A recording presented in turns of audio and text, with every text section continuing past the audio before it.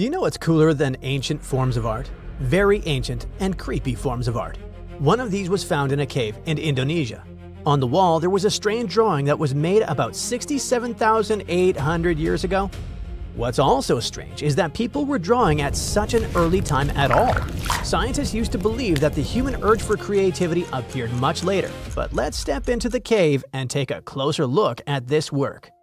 Scientists discovered a strange picture on the tropical island of Muna off the southeastern coast of Sulawesi. Here, there is a cave that locals call Liang Metaduno. In a sense, this place can be called an exhibition of ancient art. Human figures, boats with people, riders, and other unusual drawings were painted here in red, brown, and black pigments. But recently, scientists found something even older and stranger. All the images in this cave were drawn several thousand years ago. However, the newly discovered drawing turned out to be more than 67,000 years old. So, on the ceiling, next to a brown drawing of a chicken, specialists discovered two hands. One of them had a pointy finger that resembled an animal's claw. So, what does it mean? Scientists believe that the author somehow expressed the relationship between humans and animals. But the very fact of drawing such a hand is also surprising. Usually in cave paintings, we see images of small human figures or animals. But here, the author decided to trace their own hand and add a claw to it. This work shows the artist's intention. They depicted something that doesn't exist, something their imagination invented, and they expressed it. What did they want to convey, and what were they feeling at that moment? Perhaps they experienced the agony of creativity. Perhaps, after finishing the drawing, they called their friends to come and evaluate it. Just imagine crowds of ancient cave people coming to an exhibition where a famous artist has created new work. Everyone looks at the clawed hand with admiration, applauds, and gives their own interpretation of the image. In our minds, it often seems that in ancient times, people were savages who understood very little. But what if they were not so different from us? They also loved art. They got angry, they felt envy, they felt sadness, and they experienced the same emotions. They lived just like we do, only without technology. Archaeological artifacts like this really help us better understand the development of humanity. But why do scientists think that it was a stencil of a human hand in the first place? Maybe it was some kind of creature like a yeti, and its hands really looked like animal paws. That's unlikely. Specialists say that handprints may have been connected with rituals meant to ward off misfortune. What if the author tried to scare away trouble with their hand and added a claw to make it more frightening? In general, after this discovery in Malaysia, researchers began to question the Eurocentric views about the intelligence of ancient people. For a long time, the scientific world believed that the cognitive abilities of modern humans began to develop when settlers migrated into Western Europe. But now, judging by what was found on the island of Muna, the development of humanity may have occurred independently in different parts of the planet. This discovery perfectly complements another collection of cave paintings in Indonesia. In 2019, scientists discovered images of human figures with the heads and tails of animals. These strange creatures were hunting warthogs and endemic dwarf buffalo. Perhaps the authors imagined themselves as these half-animal, half-human beings and wanted to give themselves the appearance of animals. These drawings are about 51,000 years old. The clawed hand is about 67,800 years old, which makes it the oldest known example of cave art in the world. Now let's move to a more recent period, the 15th century. By that time, many works of art had already been created and many books had been written. But there is one thing that still remains one of the most mysterious and even eerie works ever made.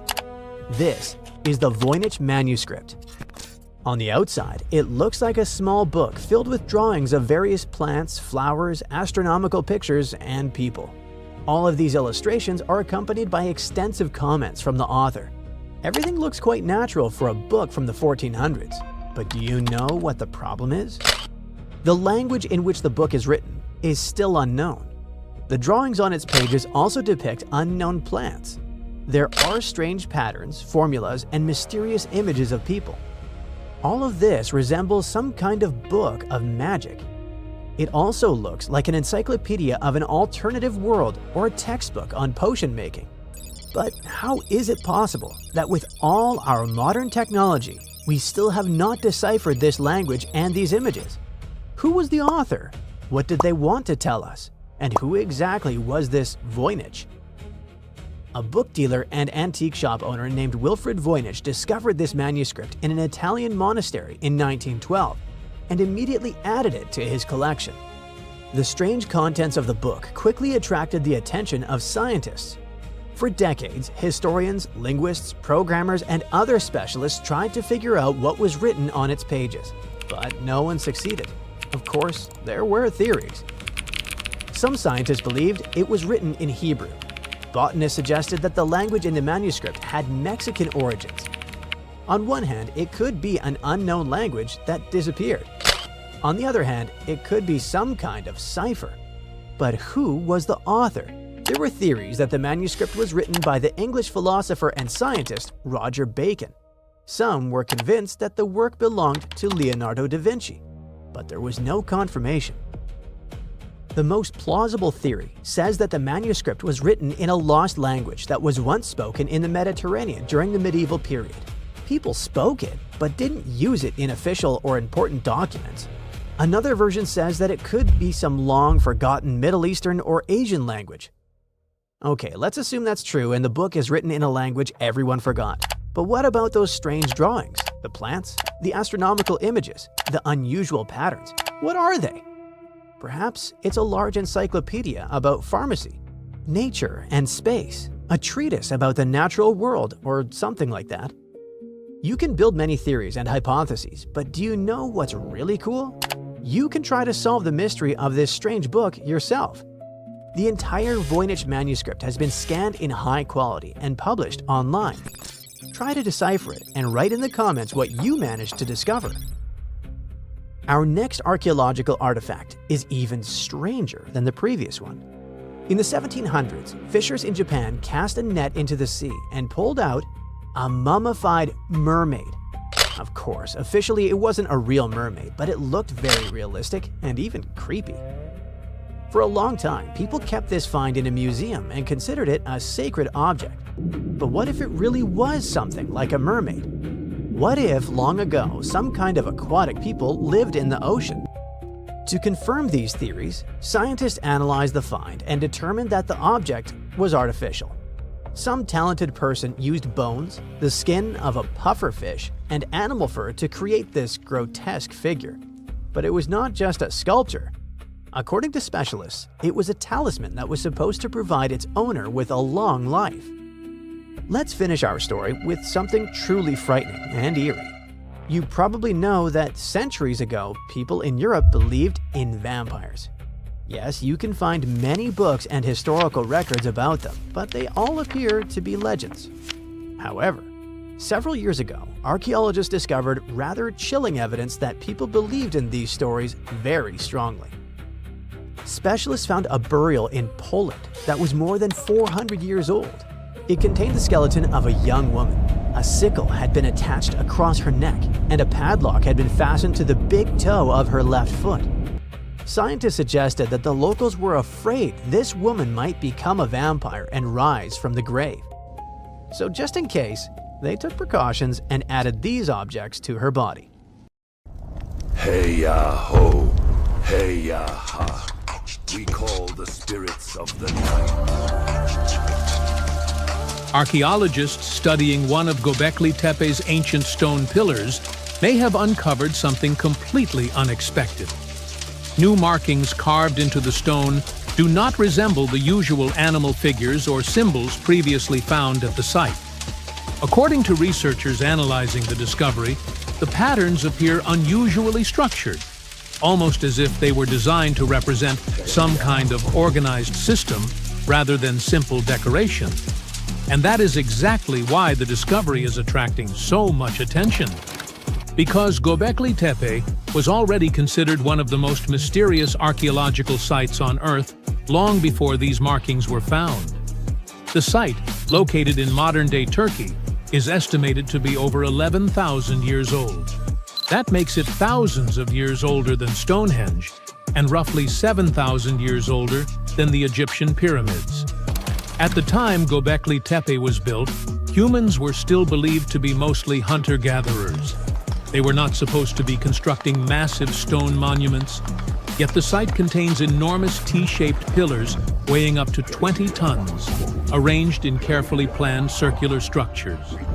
Many of the stones are covered with detailed carvings of animals, symbols, and abstract patterns. Even today, moving blocks this large without modern machinery would be extremely difficult. And now, the newly analyzed markings are making the site even harder to explain.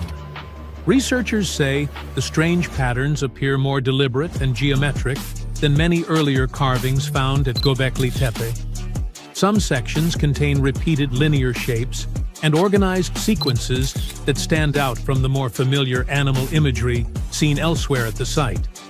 The placement is also unusual. The markings appear carved into a specific area of the stone surface rather than randomly distributed. Preliminary analysis suggests they may have been intentionally positioned to be viewed from a particular angle or under specific lighting conditions.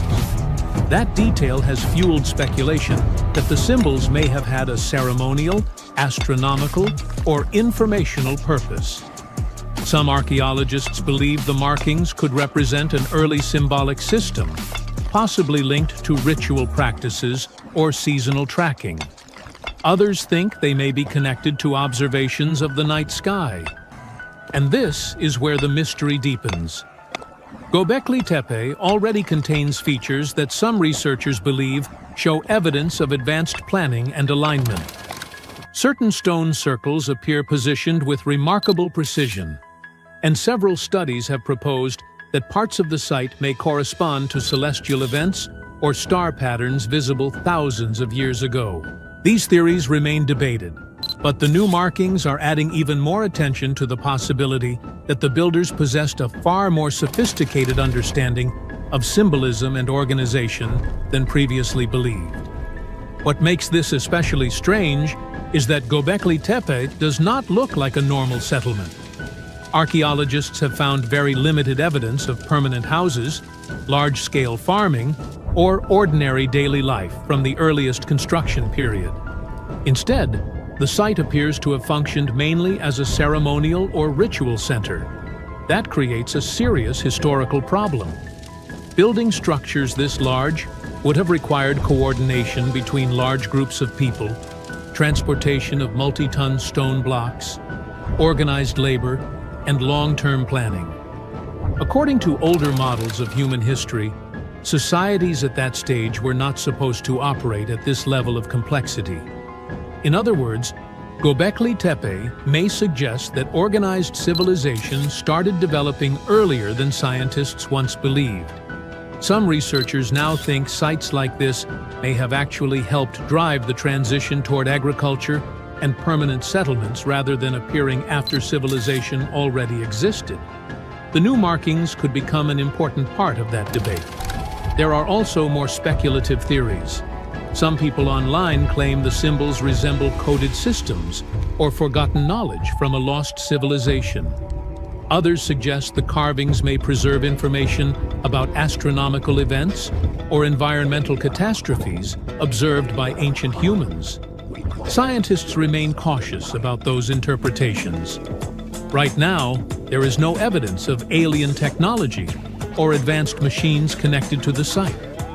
Most archaeologists believe the carvings were created entirely by human societies using symbolic traditions we still do not fully understand.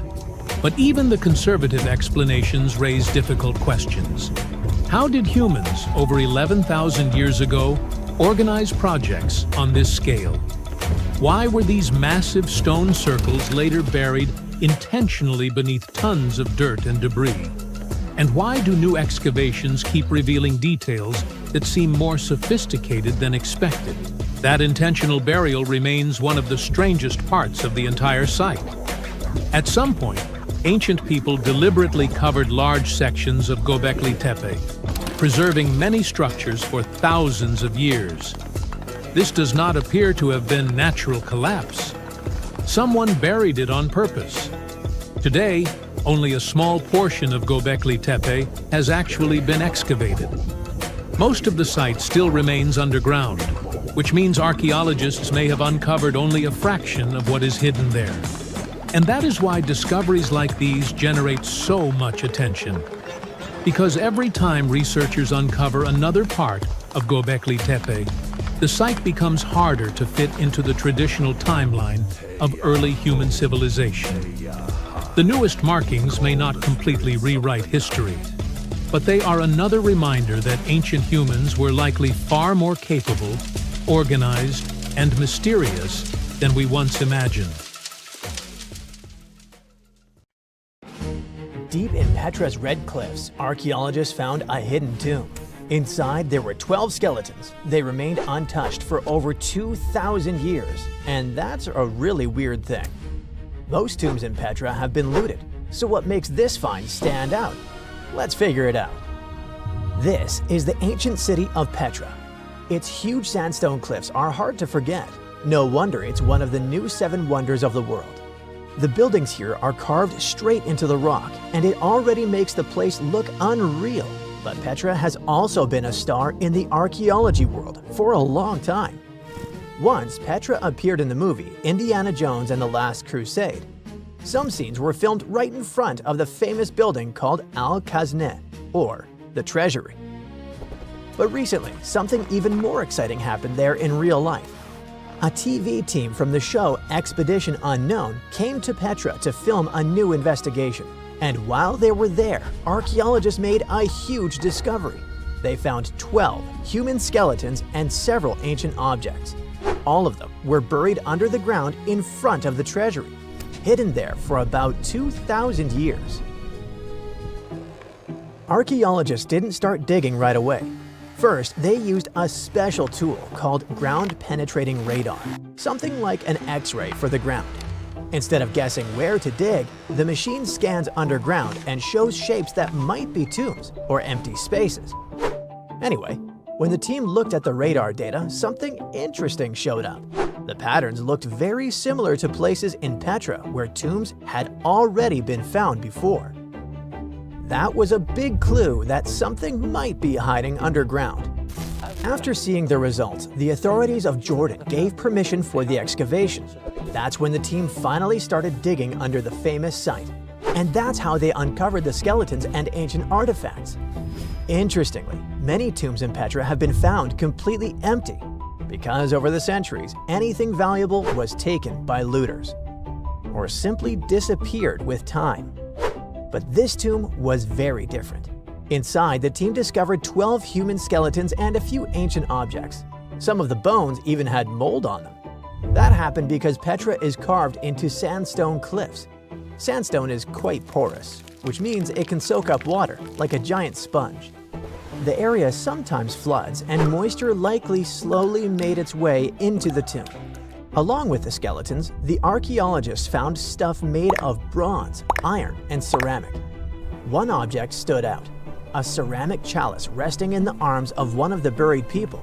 It was almost as if the person had been holding it when they were laid to rest. Mysteriously, the cup looked a lot like the Holy Grail from the Indiana Jones movie. The famous building above the tomb, the Al-Khazneh, stands near the main entrance to the city. It's believed to be at least 2,000 years old. This huge structure is carved directly into the sandstone cliffs. Today, it's one of the most recognizable landmarks in the world. But even though the treasury is so famous, archaeologists still don't fully understand its history. One reason is that many of the nearby tombs didn't contain many artifacts, and without things to study, it becomes much harder to figure out exactly when the building was made or how it was used. That's why the team was so excited. The discovery could help them learn more about the ancient people who lived in Petra and built the city. The location of the tomb might already be an important clue. You see, being buried right in front of the treasury was probably a huge honor. The human remains themselves could also tell an interesting story. The skeletons were still lying in their original positions without being moved around or disturbed by looters. That's why scientists can study them much more carefully to learn things like how old these people were, how they lived, or if they were healthy. We could also learn more about the place those people called home, the ancient city of Petra. It was built more than 2,000 years ago by the Nabateans. Starting around the 4th century BCE, this desert city became the center of their kingdom and an important stop for trade across the Middle East. The location helped a lot. Petra sits in a valley surrounded by mountains, and the main entrance is a long, narrow canyon called the Al-Sik. Because the path is so tight, the city was easy to defend and hard for enemies to attack. Thanks to these factors, the city grew quickly. At its peak, around 30,000 people may have lived there, but the city sits in a dry desert canyon. Natural water is kinda limited there. So how did so many people live in Petra? The answer is clever engineering. The Nabateans built a water system that was incredibly advanced for its time. They didn't rely on one water source. It was a whole network carved directly into the rock. They cut channels, pipes, and storage tanks into the cliffs. This helped them guide water from nearby springs into the city. It was like an ancient plumbing system built entirely out of stone. Even better, the water didn't just flow straight into the city. First, it passed through special settling basins where dirt and sand could sink to the bottom. After that, the water was stored in large reservoirs surrounded by thick stone walls, which helped keep the water cooler in the desert heat. Flash floods were also a big danger in the canyon. When heavy rain fell in the surrounding mountains, water often rushed down the narrow valleys. To deal with that, the Nabateans built dams and channels that redirected the floodwater into storage reservoirs. Another intriguing thing about Petra is the location of its main buildings. In 2013, researchers found that several important monuments lined up with the sun during key moments of the year, like the solstices and equinoxes. Scientists now believe that the buildings may have worked like giant calendars, helping people track the seasons in a desert landscape. Natural signs of time can be hard to notice there. Another Petra mystery is 3 massive stone blocks, the Jinn blocks. They go back to around the 2nd century BCE and are some of the first big tombs built in Petra. 2 of them have burial chambers inside, and the 3rd one even has a grave on top, like a little rooftop coffin. No one really knows exactly why they were built. Most experts say they were tombs, but some think they may have been carved to honor deities or used in rituals. But however great Petra was, things started to change in 106 CE. That's when the powerful Roman Empire took control of the city and made it part of their territory. Trade didn't completely stop, but the city slowly lost some of its importance. Later, a large earthquake in 551 CE caused serious damage to the area. It could have been the final blow for a city that was already in decline. Over time, Petra was eventually abandoned and became known as the Lost City. But there's another nickname people used much more often, the Rose City. The name comes from the color of the cliffs around Petra. The sandstone rocks have a reddish-pink color, especially when the sun is low in the sky. What tourists see today is just a tiny slice of Petra. Some estimates say archaeologists have only dug up about 15% of the city. Visitors go through the narrow Sik, gape at the 130-foot-high treasury, walk along tomb-lined streets, and climb over 800 steps to reach the monastery, Al-Dir. But that's like seeing the tip of an iceberg. The rest is still buried. Petra keeps surprising us. In 2016, researchers used satellite images to spot a huge, previously unknown monument. The platform is massive, about 184 by 161 feet, and has columns along one side. Pottery fragments suggest it's over 2,150 years old. So basically, even after centuries of exploration, Petra is still full of secrets. They're just waiting to be uncovered.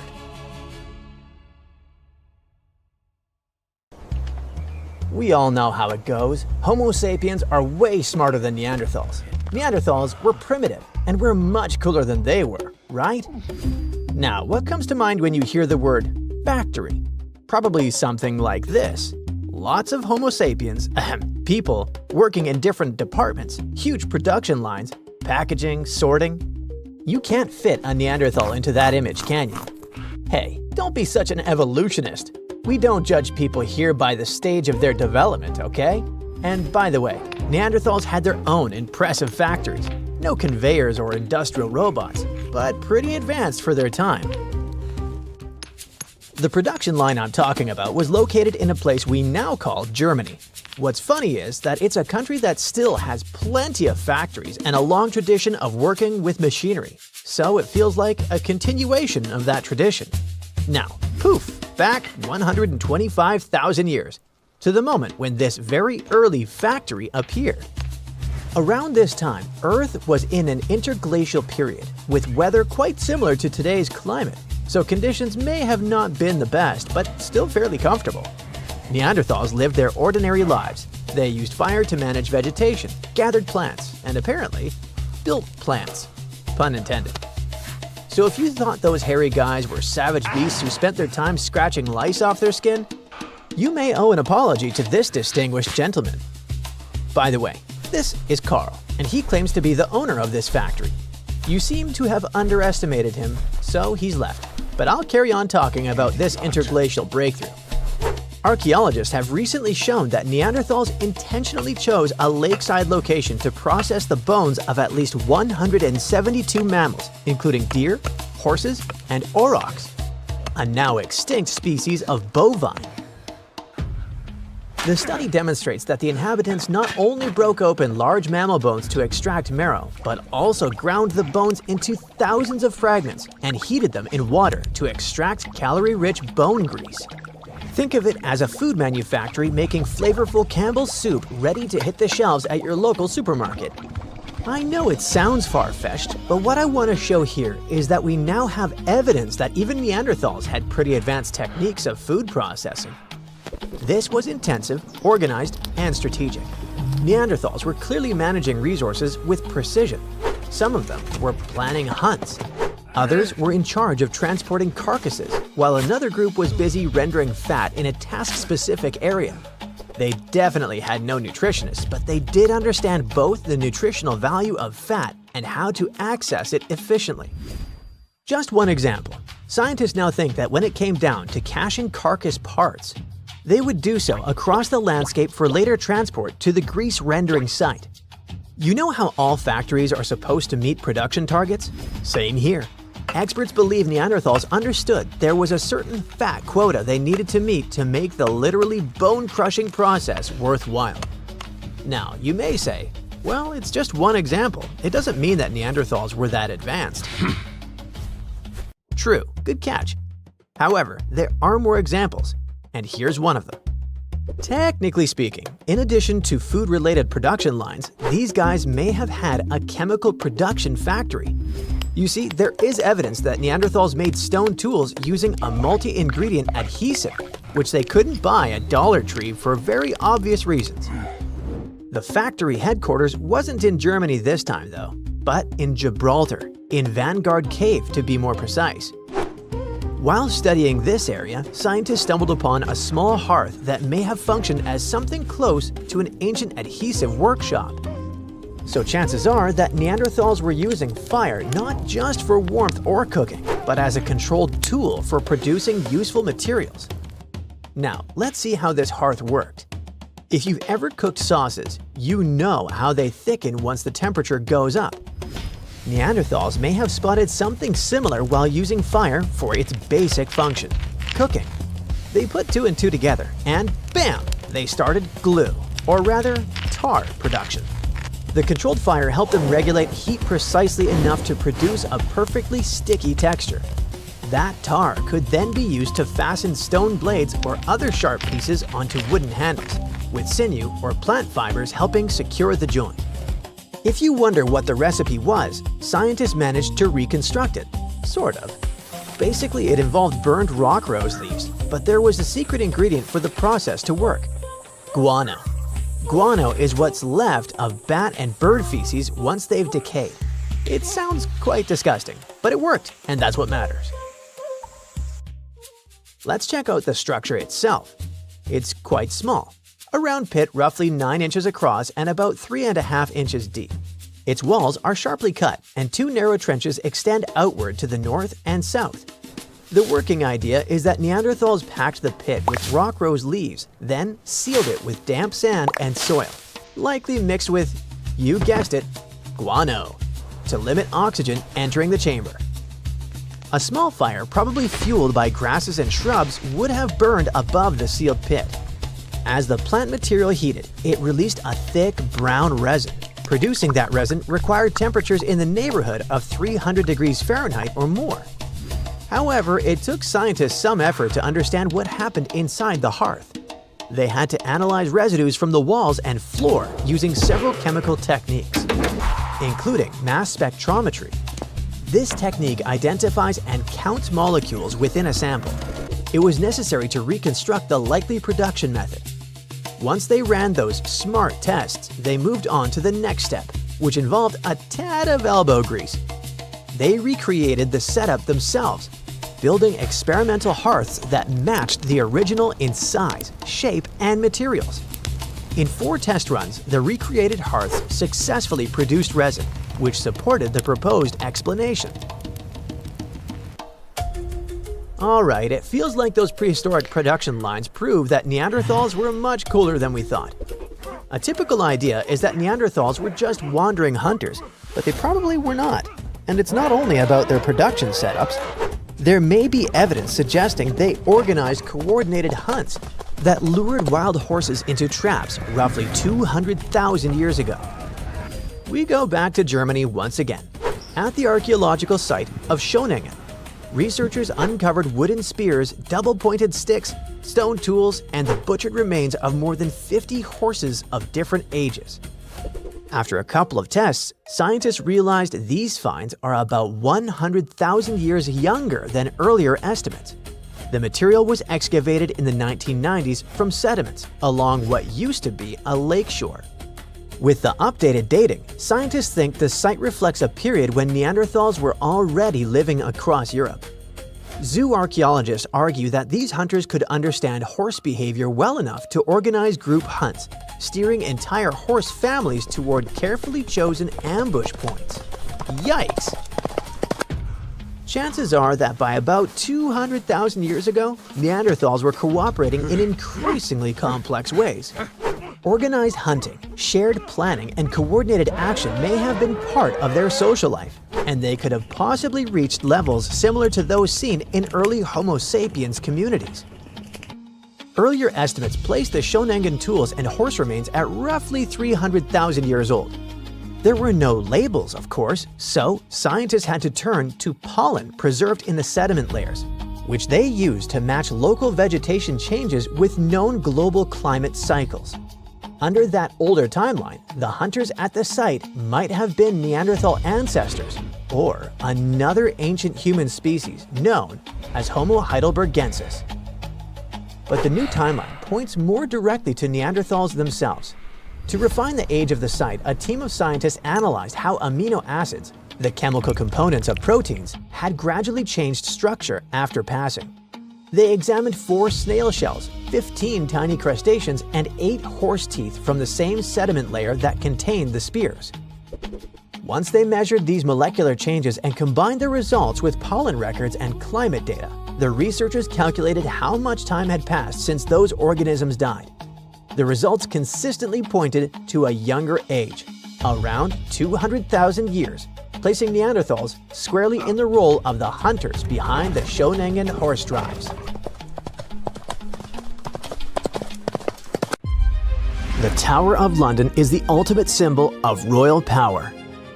For nearly 1,000 years, it housed kings, queens, and the crown jewels. It served as a fortress, palace, and prison. It is one of the most studied and documented historic sites in the world. Yet, archaeologists uncovered unsettling human remains only 10 feet right under the walkway. Who were these people, and how did they stay hidden for so long? The Tower of London sits on the River Thames in the heart of London. It's a true medieval castle with thick, well-preserved stone walls, armored gates, and watchtowers like you only see in movies. It was built almost a millennium ago when William the Conqueror took control of England. He needed a fortress to lock the city down and send the message, "The new king is here, so better behave." The entire castle complex covers 18 acres, which is about the exact size of the White House grounds. It still keeps and displays the crown jewels under guard.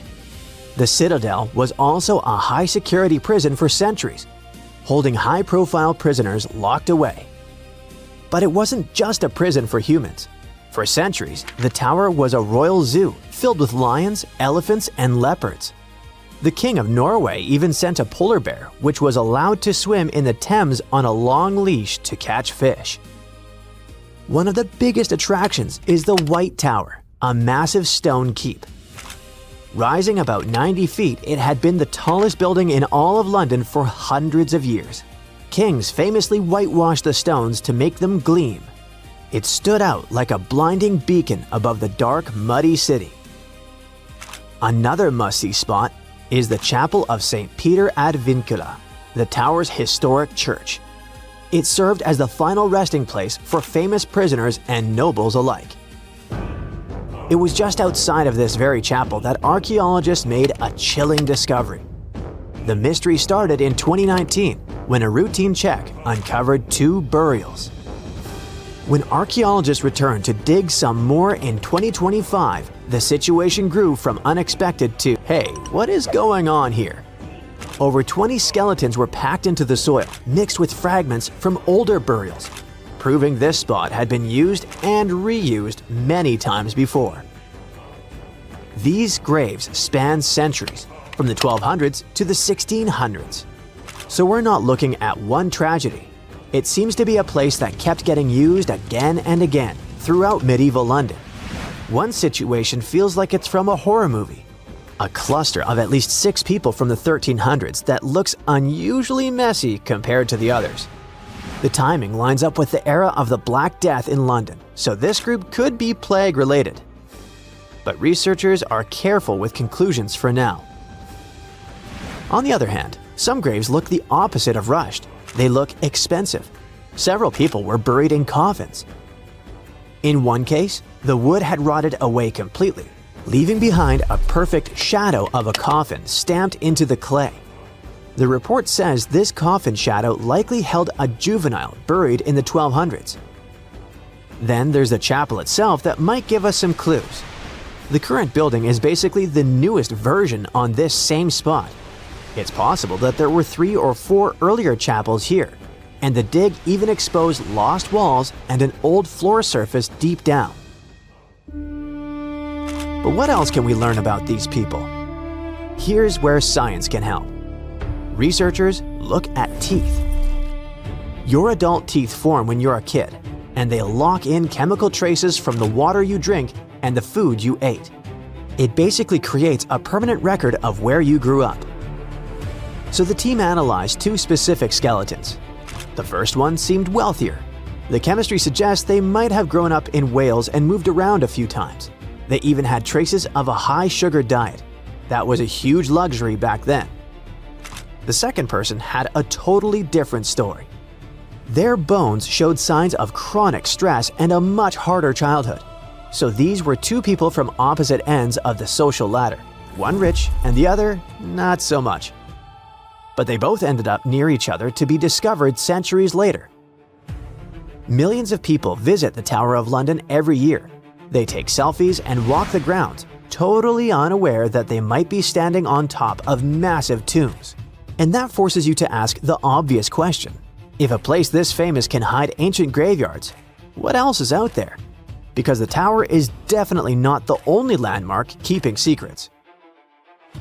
In 2019, the fire at Notre Dame forced a massive rebuild. That construction forced workers to lift parts of the floor and reveal a spooky secret. Several tombs hiding 2 human-shaped lead sarcophagi, sealed like metal time capsules. And inside, there were details that shouldn't survive. fabric, hair, and even leaves that were left on the head. This stuff points to an important person. It sounds unbelievable, but they managed to identify the person as Antoine de la Porte, a church official who passed away in 1710. The second coffin became its own mini detective story. Scientists nicknamed the man inside the Horseman because his bones showed signs of riding for years. Some new analysis suggests that he could have been Joachim du Bellay, a well-known poet from the 1500s. So, we have secret graves in London and Paris. That part almost makes sense. These are old, crowded cities where people have lived for centuries. But there's one place on Earth where history wasn't supposed to happen at all. Antarctica. Yes, almost literally the edge of the world with nothing human anywhere nearby for hundreds of miles. And still, in 1985, a Chilean scientist found human remains on an ice-free beach in Livingston Island on a spot now called Yamana Beach. A human skull in Antarctica sounds impossible, but the dates make it worse. When the remains were studied, the person appeared to be a young woman around 21, likely from the southern Chilean channels. She passed away in the early sealing area, roughly 1819 to 1825. That's basically the opening minutes of humans showing up in that region. So why would a young woman end up there? One idea is that she might have come with early sealers, maybe as a guide or part of the crew. The original researcher even suggested she could have been abandoned there for unknown reasons.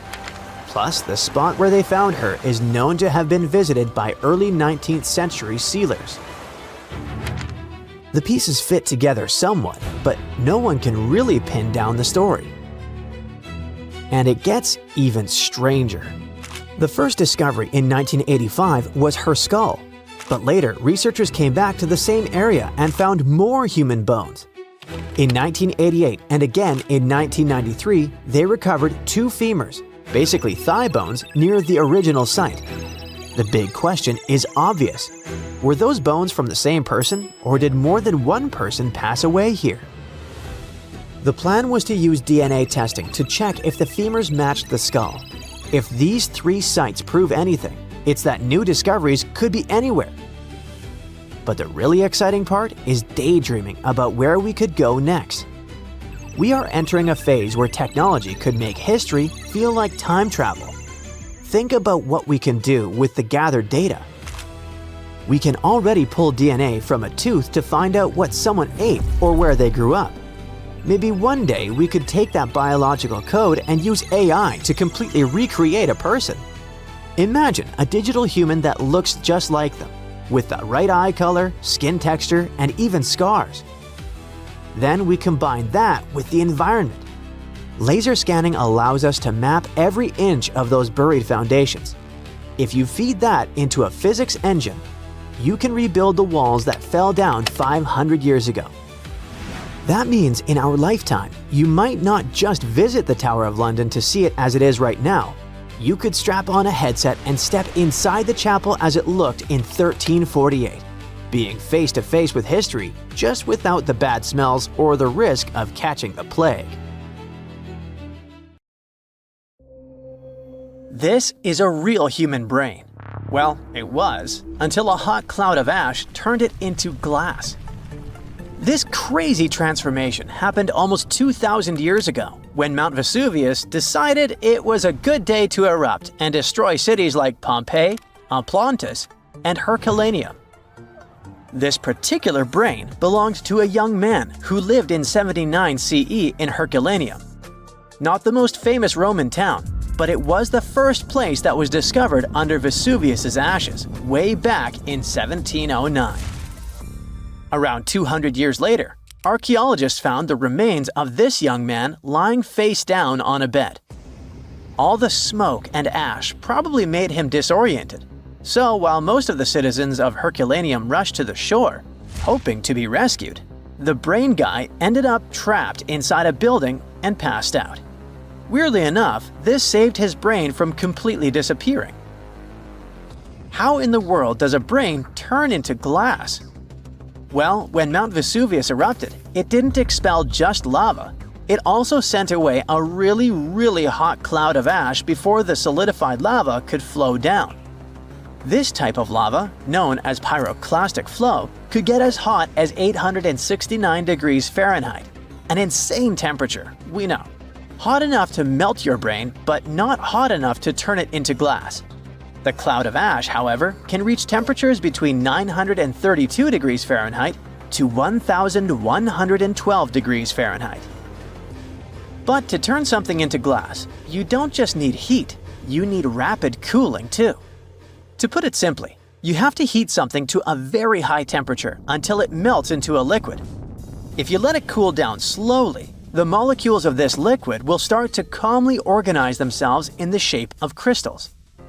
But if this something cools down super fast, it will solidify in whatever shape the liquid was. It's like making ice cubes. If you pour water into a tray and stick it in the freezer, it will turn into ice because it cools down quickly. But if you leave the water out at room temperature, it'll just evaporate. This means that the brain melted due to a really high temperature, but before it could crystallize, for example, or just boil away, it got really cold. The flow from the eruption was not hot enough for this to happen, but the cloud of ash that reached town before the pyroclastic flow was hot enough to start this process, and fast enough to leave just at the right time. To figure out the exact temperature needed for this brain-to-glass transformation, scientists used a technique called differential scanning calorimetry. This fancy name basically means that they heat up glass shards to see when they start to change shape. They discovered that the cloud of ash had to be exactly 950 degrees Fahrenheit hot for the brain cells to start melting. Now, remember how I said this guy was inside a building, but most of the citizens were outside?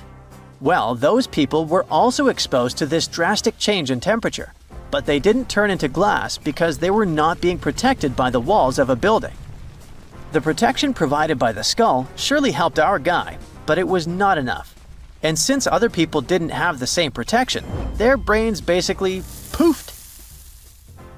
And before you ask, no other parts of his body turned into glass.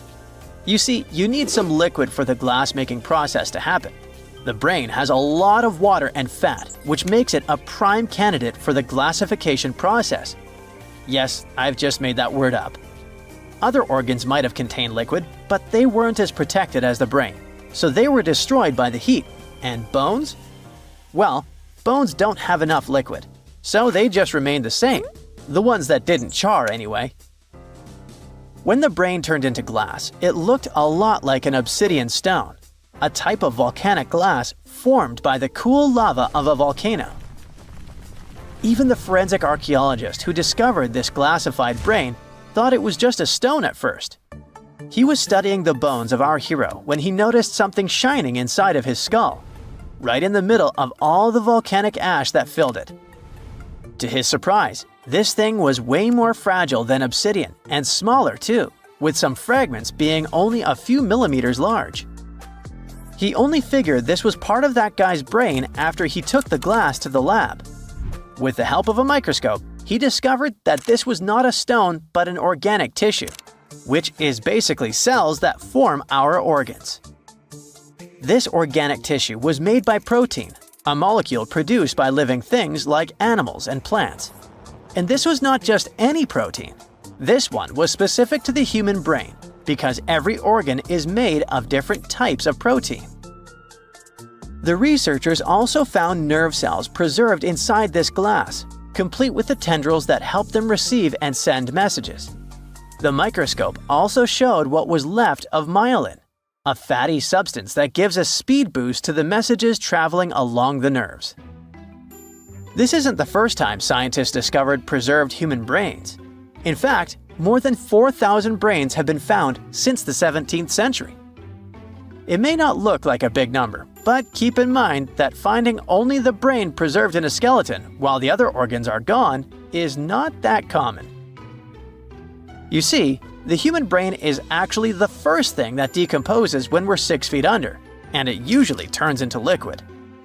When scientists stumble upon a human brain, it's usually dried, frozen, or literally turned into soap, A brain can be dehydrated if a person perishes in a place that is very hot, like a desert. Frozen brains are found, obviously, in places that are super cold, like polar tundras. A brain turned into soap may sound weird, but the saponification process is not that rare. You need a lot of fat and oils to make soap, and the human brain is filled with this. It's a complex process, but if you find a brain that turned into soap, it must have been buried in a place that is very wet and has little oxygen. Back in 1982, for example, construction workers found dozens of human skeletons in a pond in Florida. They were all 8,000 years old, and 91 of them actually had their brains still somewhat intact. And by intact, I mean they turned into jelly soap. During the 2000s, the brains of 45 people were found in Spain, preserved because of this saponification process. This discovery helped researchers understand the chemical composition of the brains and even the weather conditions of the moment when these people passed away. Scientists also discovered two 3,700-year-old brains in Turkey that belonged to a middle-aged man and a teenager that were trying to escape an attack on their city. This time, the brains turned into charcoal because of a super hot fire. And even though their skulls preserved the brains in this state, the heating and cooling process was probably not intense enough to glassify them. But this? It's the first time in history that scientists have found a brain that naturally turned into glass. It's like finding a unicorn, but in a more scientific way. So what does this discovery mean? Well, for starters, it gives us a glimpse into the lives of those who existed such a long time ago. Secondly, it taught scientists an amazing way to preserve the human brain. It also shows just how powerful nature can be. Powerful enough to turn a brain into glass, but delicate enough to preserve it for thousands of years. So, let's give a shout out to the young man who unknowingly contributed to science. He probably had no idea that his brain would one day be the star of a groundbreaking discovery. His tragic end has given us a fascinating peek into the past. Okay, what if I tell you that the extraterrestrials we all imagine as little green men may actually look like very normal Earthlings and chill in Europe? This is the Iberian Peninsula, and people living there are under suspicion. Ooh. Here's the reason. Somehow, parts of the most important artifacts that the Iberian civilization called Treasure of Valena are made of metal that simply can't be found on Earth, because it's metal from a meteorite. Now let's tackle this step by step. This is the artifact itself, and it's composed of 59 different objects. Bowls, bottles, and bracelets. Is there a pattern there with all those bees? In total, the find weighs around 20 pounds, of which 18 pounds are 23.5 karat gold. Now, if you're not a metal specialist, I'll clarify it for you right away. For comparison, 23 karat gold is 95.8% pure gold, so 23.5 karat is even purer. The remaining percentage goes to other metals to help add strength and durability to the precious alloy. There was also silver, iron, and amber in that set. The artifact could have been pretty straightforward, but for these two, let's call them imposters. Look at this wrought iron bracelet and this hollow hemisphere. Can you see that? Those rusty lines on the hemisphere and the overall weird color of the bracelet do stand out, since everything else is made of purest gold.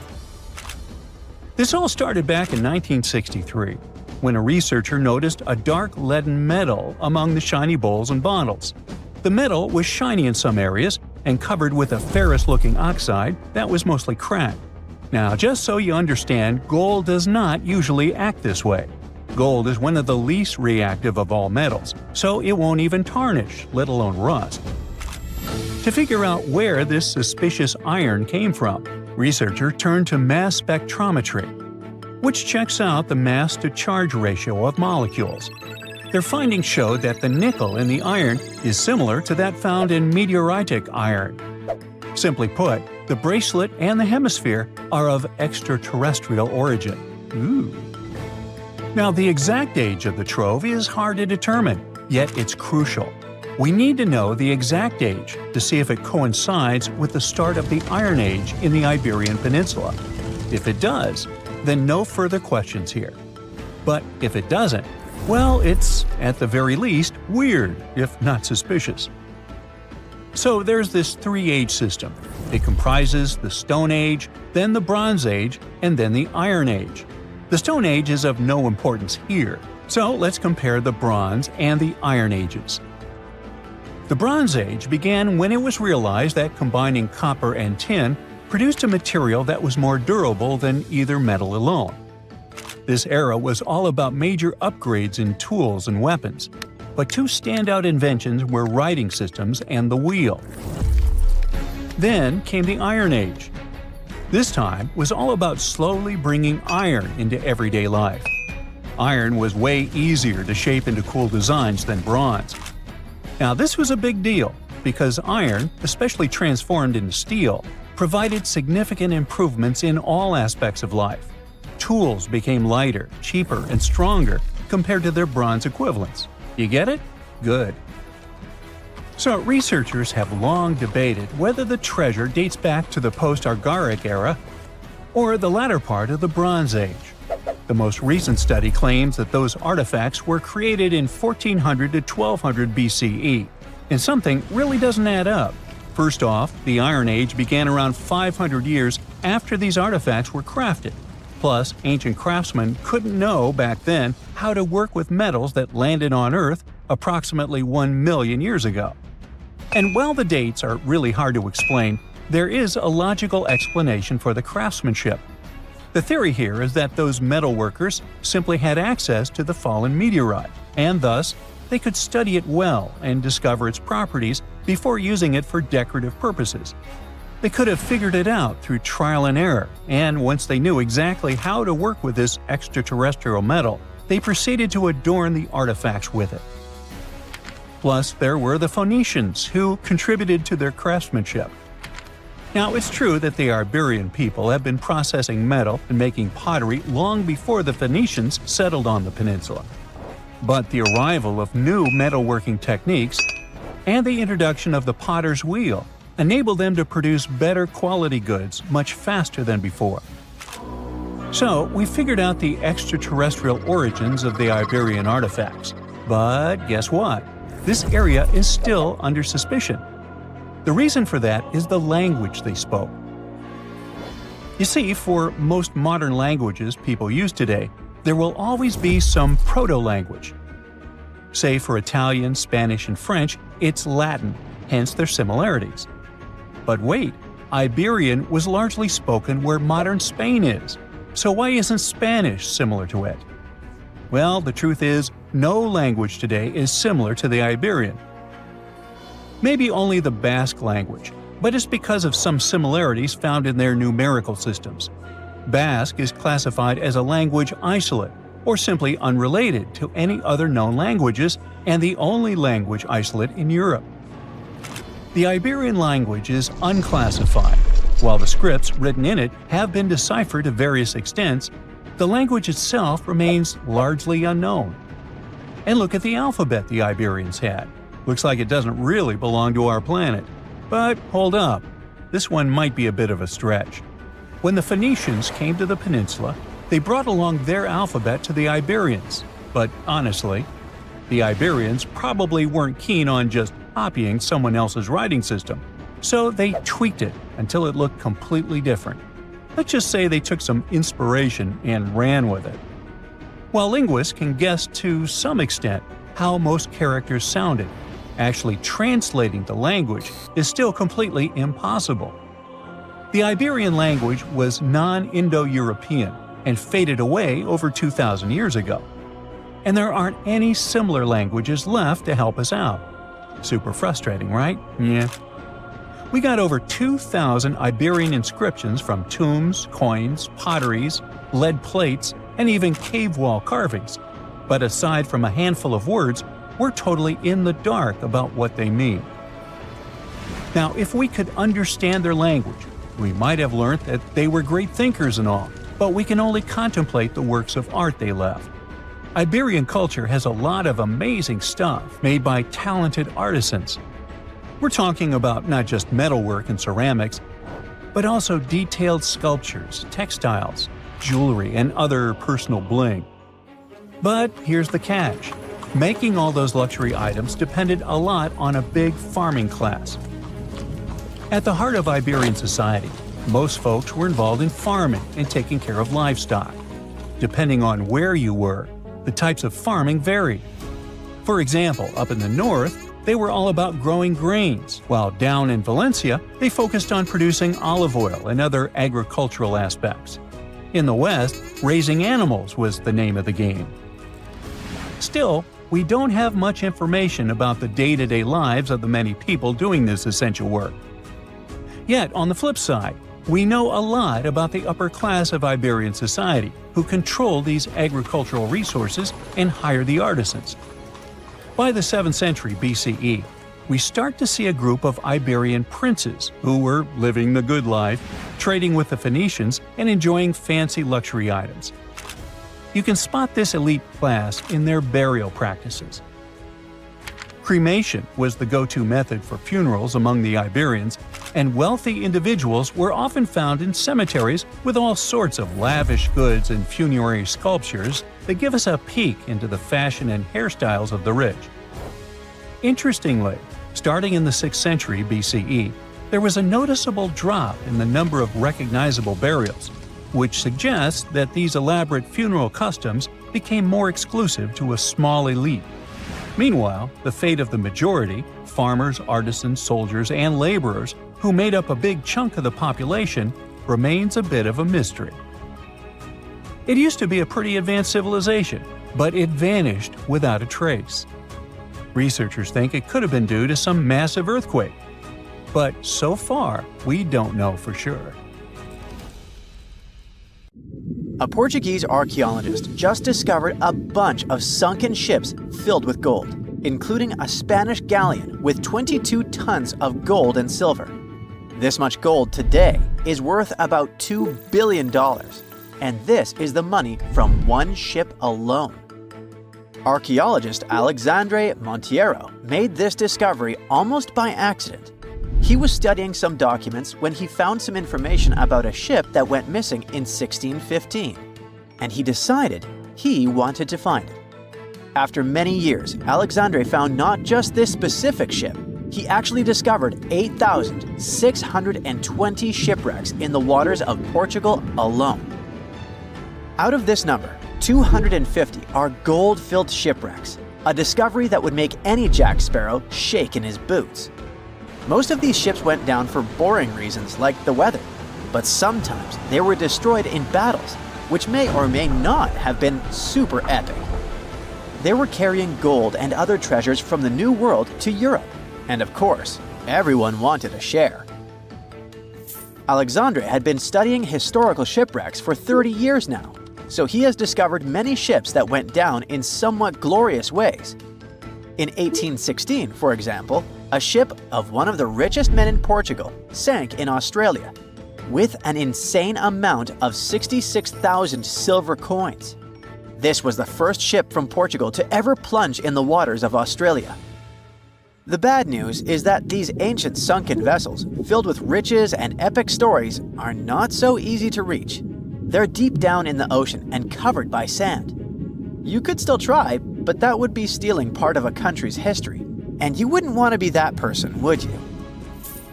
Naturally, Portugal was not the only country that explored the seas back then. The coast of Europe is packed with sunken ships filled with gold. In fact, there are about 1 million historical shipwrecks underwater right now, and the treasures abandoned under the sea might be worth around $60 billion. It's an insane amount of money, but let me tell you that these gold-filled sunken ships aren't really worth the hassle. There are many stories of maritime treasure discoveries that turned into insane lawsuits and even long jail time. Our first story starts in 1746, when a violent storm crashed a ship called Prince de Conti near an island in Brittany. The ship was filled with tea, ceramics, and 100 gold ingots. Of course, the owners of the ship tried to save the loot, but if it's not easy now, imagine how it was back in the 18th century. It took more than 200 years for the vessel to be found. It finally happened in 1975, when a group of French men discovered it and decided to take pretty much every valuable thing they could find. Now, I said these things were not worth the trouble for a reason. In France, if you find anything that can be historical, you must declare it to the local authorities within 48 hours. Fail to comply, and you will be committing something known as a crime. To be fair, our French friends here did declare their findings, but only the corroded cannons from the ship. And the gold? Well, they sold it. Obviously, because each gold bar is worth between $125,000 to $231,000. It took French authorities almost 50 years to retrieve the stolen gold, and they didn't retrieve all of it. Part of it was bought by an elderly couple living in Florida, and the crime is so serious they were charged for connection with money laundering, organized crime, and the trafficking of cultural goods. The poachers also sold some gold ingots to the British Museum collection. Now, let's go back to the 1850s, when a steamer called SS Central America traveled from Panama to California and back again. This was during the California Gold Rush, a time when 300,000 people moved to California to dig for gold. Because the travel route was not easy breezy, people needed to carry their gold around on big ships. This is where our friend SS Central America comes in. In 1857, the ship had 578 people on board and about 10 tons of gold. Very few survived, and around $100 to $150 million in gold went down with the ship. All of this explains why in 1988, a group of investors from Columbus decided to finance a research project to find this ship. The research was led by a guy named Tommy Thompson. Tommy was really crazy about the idea of finding this sunken ship filled with gold. It took him years to find the exact location of the SS Central America, especially because the ship was 7,500 feet beneath the surface of the Atlantic Ocean, and retrieving it required a lot of fancy tech. A group of 161 investors paid for his adventure, but it goes without saying that they were not doing this out of love from their hearts. They invested $12.5 million in this project because they were expecting to earn at least 10 times more. But since life is not all sunshine and rainbows, 39 insurance companies sued the research team as soon as they retrieved the gold. Back when the ship was up and running, these companies insured the cargo of the SS Central America, and when the cargo was finally retrieved, more than 100 years later, they wanted to be compensated.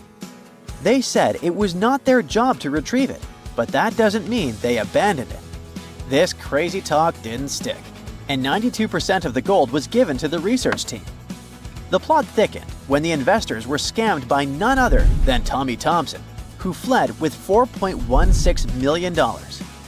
He also had 500 gold coins, but he's not telling a soul where they are. Nonsense like this is the reason why most countries have rules to protect cultural properties. And yes, sometimes shipwrecks can be a cultural property. Obviously, there are many maritime treasure discoveries that happen without breaking any laws. The SS City of Cairo, for example, was a steamship that submerged in 1929 with 2,000 boxes of silver coins weighing 122 tons. A company called Deep Ocean Search retrieved the coins from a depth of 17,000 feet, which is 4,500 feet lower than the Titanic. 34 million pounds went to the UK Treasury, and the Deep Ocean Search also got a share. The good news here is that some of the coins can be bought by collectors, legally. Paying for a treasure is probably the closest you can get to an underwater archaeology find. I know, all I did was destroy your piracy dreams. But while raiding gold-filled shipwrecks may be a crime in most countries, or just financially impossible for us mere mortals, not all hope is lost. There is about $771 trillion worth of gold lying on the ocean floor, and it doesn't have an owner. It's like an underwater gold mine, except the gold is in the water. You know how the water of the ocean is salty? Well, the gold gets mixed with the minerals in the water, so it's not like you stumble upon a gold nugget on the beach. Each liter of ocean water has 13 billionths of a gram of gold, and it's very difficult to extract such tiny particles of gold from the water. But that doesn't mean people haven't tried, and of course, there's been a scam here too. In the 1890s, a guy claimed he had invented a thing that would suck gold from the seawater. When he got enough money, he fled the country with the cash. If you really want to get some gold, you could try to extract it from the Earth's core, which has 1.6 quadrillion tons of gold. There's 16 times more gold in the Earth's core than what humans have mined in the whole of history. No hoax involved here because nobody has dared to go down there yet. With archaeologists discovering gold-filled sunken ships out and about, maybe we can make our own maritime treasure discoveries, or at least save enough money to buy some silver coins. When you hear the word mummy, you might get a chill down your spine. That's because most of us associate this word with those creepy characters we've seen in some scary movies. But in reality, mummies have helped us understand a lot about ancient civilizations, their rulers, and about how people used to deal with losing their loved ones. The people most famous worldwide for their mummies are the ancient Egyptians. They believed that some sort of existence after passing away was possible, if certain conditions were met. That's why they insisted on preserving the human body through the process of mummification and placing the mummy in a furnished tomb, kind of like giving it a fully functioning apartment of its own. Why did they believe in this? Well, because they were deeply connected to their natural environment for the most part. They saw the natural cycles around them, like how the sun rose every day, followed by the moon, or how new life was always sprouting from plants, even after they had wilted away. They also believed that the powerful spirit Osiris, who represented the cycle of passing away and resurrection, played a role in this process. To prepare for the afterlife, the ancient Egyptians followed certain rituals, like mummification, which involved using materials like honey, resins, and incense to preserve the body. There's no other mummy more popular than that of King Tut. He was a young pharaoh who ruled over 3,000 years ago in Egypt. The problem with discovering ancient royal tombs is that most of such burial sites were previously robbed. People knew ancient rulers had been left with many valuable belongings, so those locations became vulnerable to thieves. When King Tut's tomb was opened in 1922, people were excited because it had not been robbed, like many other previously discovered royal tombs. That's how well hidden it was. Inside, his mummy was encapsulated in a total of 3 coffins, including one made of gold. The objects found in his tomb showed us what ancient Egypt was like, and studying his mummy also helped us learn about the culture and practices popular at the time when he passed away. We also learned about his family by looking at his DNA. Scientists were able to discover that he had had a disease called malaria and a problem with his foot that might have made it hard for him to walk. Ramses II was another pharaoh in Egypt who ruled for 68 years, which was quite a lot back in the day. He was known for his expansion campaigns and building projects. Many objects from his time as a ruler still exist today, including a large statue of him. Ramses II was about 6 feet tall and lived to be about 90 years old. After looking at his mummy, scientists concluded that he may have had a medical condition that affected his spine. Now, remember those thieves I mentioned before? They are probably the reason why Ramses II ended up in a plain coffin in a secret collection of royal mummies at Deir al-Bahari, which was rediscovered in 1881. Thankfully, archaeologists were able to identify him because his journeys had been recorded on his wrappings. The process was really tedious too. In fact, in ancient Egypt, the mummification process could take a staggering 70 days to complete. a special person would say a very specific speech while delicately handling the body and drying it out using a type of salt called natron. They also used linen and resin to make the body look more lifelike and to wrap it in cloth. The tomb was equally as important for ancient Egyptians. The walls of King Tut's tomb, for example, were adorned with intricate artwork that depicted his journey to the afterlife, from his burial procession to his passage through the underworld. The ancient Egyptians believed that everyone made this journey after passing away, and they filled their tombs with items and paintings to help the person in their spiritual travels. Additionally, the walls of the tomb were decorated with spells from a special book, which contained a collection of poems that the Egyptians believed would help people reach the afterlife. And speaking of how important this journey was, people also placed food in these ancient tombs. In King Tut's tomb, archaeologists discovered 36 jars of vintage beverages and 8 baskets of fruit, which were believed to be left there to help him in his journey to the afterlife. The Egyptians believed that traveling to the afterlife took a really long time, so they left a lot of supplies, such as food and water, to sustain their loved ones. Pharaohs also generally had numerous luxurious garments and beautiful jewelry in their tombs to ensure that they would have a fashionable journey. These items included various types of linen clothing, such as tunics, scarves, gloves, and headdresses, as well as a lot of gold jewelry with precious stones, like bracelets, buckles, pendants, necklaces, rings, and even precious depictions of insects for protection. Some were also deposited with fans made from ivory and ostrich feathers to keep them cool in the afterlife. Some ancient rulers were even placed in their forever apartments along with boats. For example, Pharaoh Khufu built the Great Pyramid at Giza as his tomb, and a large ship was found inside. King Tut, however, was buried with multiple boat paddles, but no actual boat. Instead, he had 3 chariots and numerous walking sticks made of precious materials, perhaps indicating he'd rather travel to the beyond by land, not by water. Amongst the most interesting objects found near ancient mummies are bottles of oils and perfumes. If rulers were supposed to be fashionable, why not smell nice too, right? Also, some of them had some ancient kinds of board games, most of them made out of precious materials like gold or ivory. One of those games was called Senet. It was very popular amongst the ancient Egyptians and very similar to modern-day chess. The ancient Egyptians may have the most famous mummies out there, but they weren't the first to invent the procedure.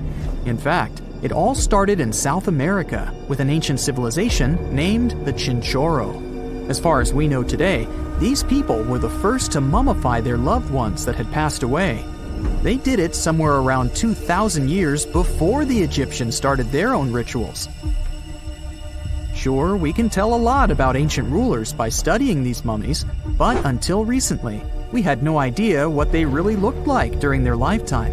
Not so long ago, though, some very special mummy paintings were found by archaeologists studying ancient Egyptian objects. These mummy portraits are highly detailed paintings of individuals that were made while they were still alive. Such paintings were often painted on wood, as opposed to the classical portraits we all know about, which are painted on canvas. They are known for their realism and beauty, and have even been used by researchers to diagnose diseases by comparing them to the corresponding mummies. Some of these portraits also include depictions of jewelry, which was later found on the mummies. The recent discovery of these mummy portraits in Central Egypt is significant, as it marks the first time in over a century that such paintings have been found. Mummies appeared all around the world naturally, too. Mummification can occur without people intervening because of natural conditions, like extremely cold or hot environments, places with a lack of oxygen, or accidental exposure to chemicals that preserve the body. These conditions don't allow bacteria to grow, resulting in the body remaining more or less intact. Famous Otzi was one of these mummies. We know today he was a man who lived around 5,000 years ago in Europe. But upon his discovery in the Alps in 1991, Austrian authorities initially believed that he was a modern mountaineer because of how well preserved the body was. However, after the Iceman was removed from the glacier, it was determined that he was actually from the Copper Age. 2 centuries ago, a 31-year-old Frenchman stormed into his brother's office in Paris. He had only one thing to share. "I've got it!" The man was so excited that he immediately collapsed. He spent the next 5 days in bed recovering his health. Who was this mysterious person, and why was he so thrilled? Jean-François Champollion made one of the greatest scientific breakthroughs in human history. He had cracked the code of Egyptian hieroglyphs. This enabled scientists to finally unravel the secrets of this ancient civilization. They weren't able to read hieroglyphs for nearly 2,000 years. After the Romans took over Egypt, the intricate writing system slowly faded away from people's minds. The last of the hieroglyphic texts date back to the 4th century. For thousands of years, Egyptians used images to show their lives. But the knowledge of how to read these pictures was lost to modern science. The story of hieroglyphs began in 3250 before current era. That's when ancient Egyptians developed writing. Their motivation was to better organize the distribution and storage of goods. One of the earliest examples is a ceramic jar that had an inscription in black ink. There were 2 major writing systems. The first were the hieroglyphs, which literally means sacred carving. Egyptians carved hieroglyphs in stone on temples, tombs, and similar monuments for 3,000 years. They present a system of pictorial texts. A pictograph is a picture or a drawing that stands for an idea of a word. It's a precursor to the true writing as we have it today. For example, when Egyptians wanted to write ibis, they would draw a small image of the bird. Hieroglyphs can be found on walls. They were a formal way of writing. The other writing system was hieratic. Egyptians mostly used it when writing on papyrus. That's an early, thicker form of the paper we have today. It soon evolved into demotic. This improved version became the most common writing systems in ancient Egypt. Then, in the early 4th century BCE, Alexander the Great took control of Egypt. This was the time when the Greek Ptolemaic dynasty ruled the country. You've probably heard of the last ruler of this dynasty, Cleopatra. During her time, Egyptian Demotic and Greek were used side by side. The two started mixing, and by the year 100, a new language emerged, Coptic. It slowly replaced the ancient writing system. Only Egyptian priests used hieroglyphs for the next couple of centuries, and then their meaning was lost to history. But not forever. Arabs were the first who tried to solve the mystery of the hieroglyphs. Medieval travelers came across these strange symbols and wanted to understand their meaning. They consulted speakers of Coptic and translated text from Greek and Latin into Arabic to break the code of the hieroglyphs. During the Renaissance, Europeans also became fascinated with the legacy of ancient Egypt. Scholars from the Old Continent believed that hieroglyphs were a group of symbols as opposed to a written language. This was all about to change in 1799. A year earlier, Napoleon, the famous French ruler, arrived in Egypt. His subordinates constructed a fort that dated back to the 15th century.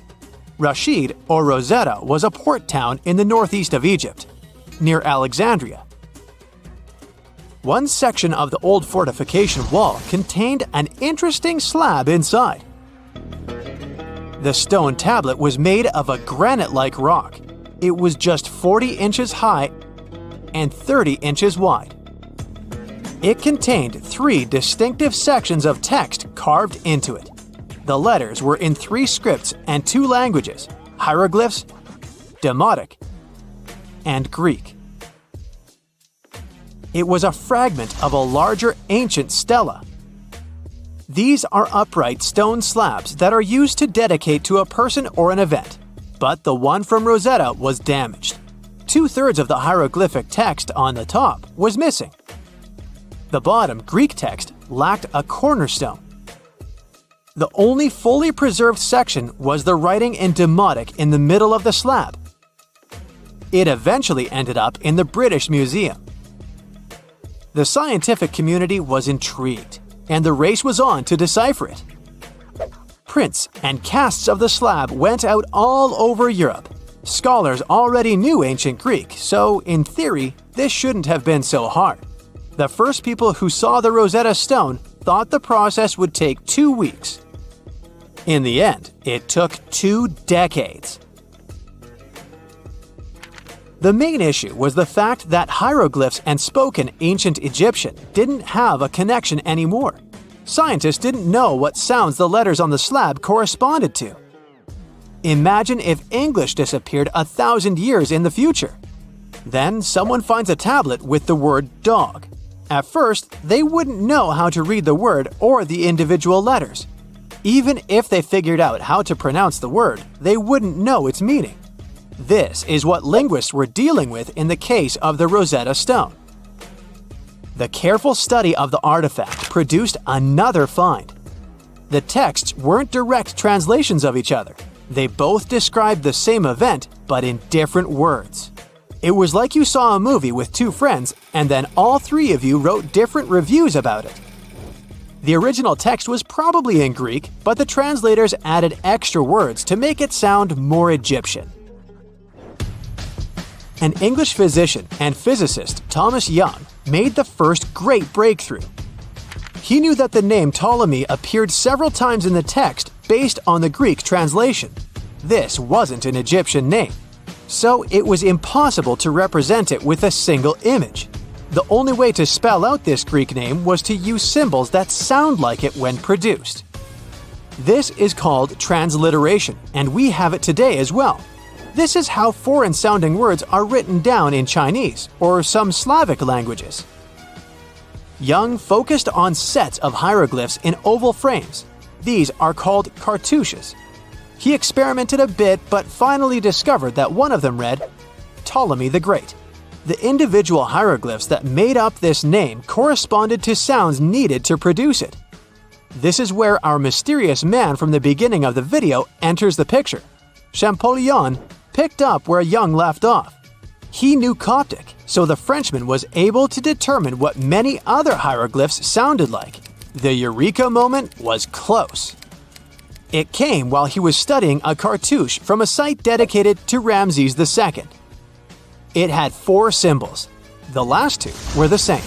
He determined this was the sound S. The first symbol was the sun. This is Ra or Re in Coptic.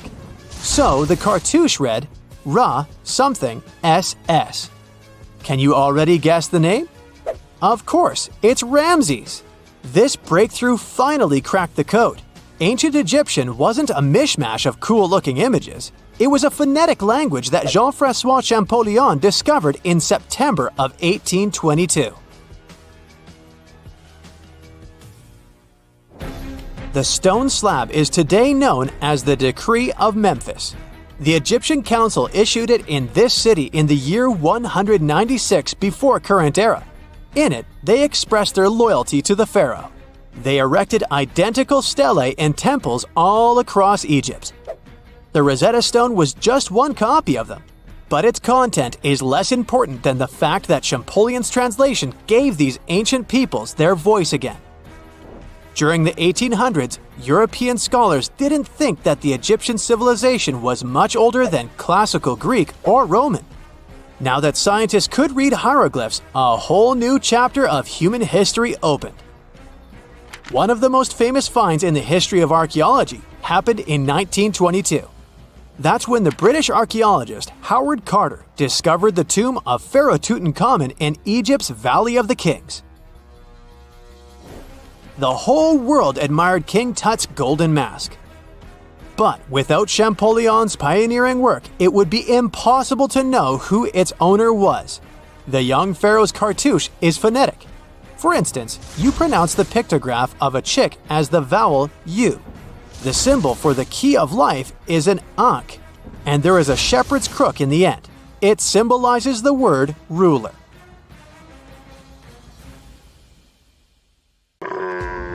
Not many civilizations are as mysterious as ancient Egypt, a powerful empire that lasted over 3,000 years.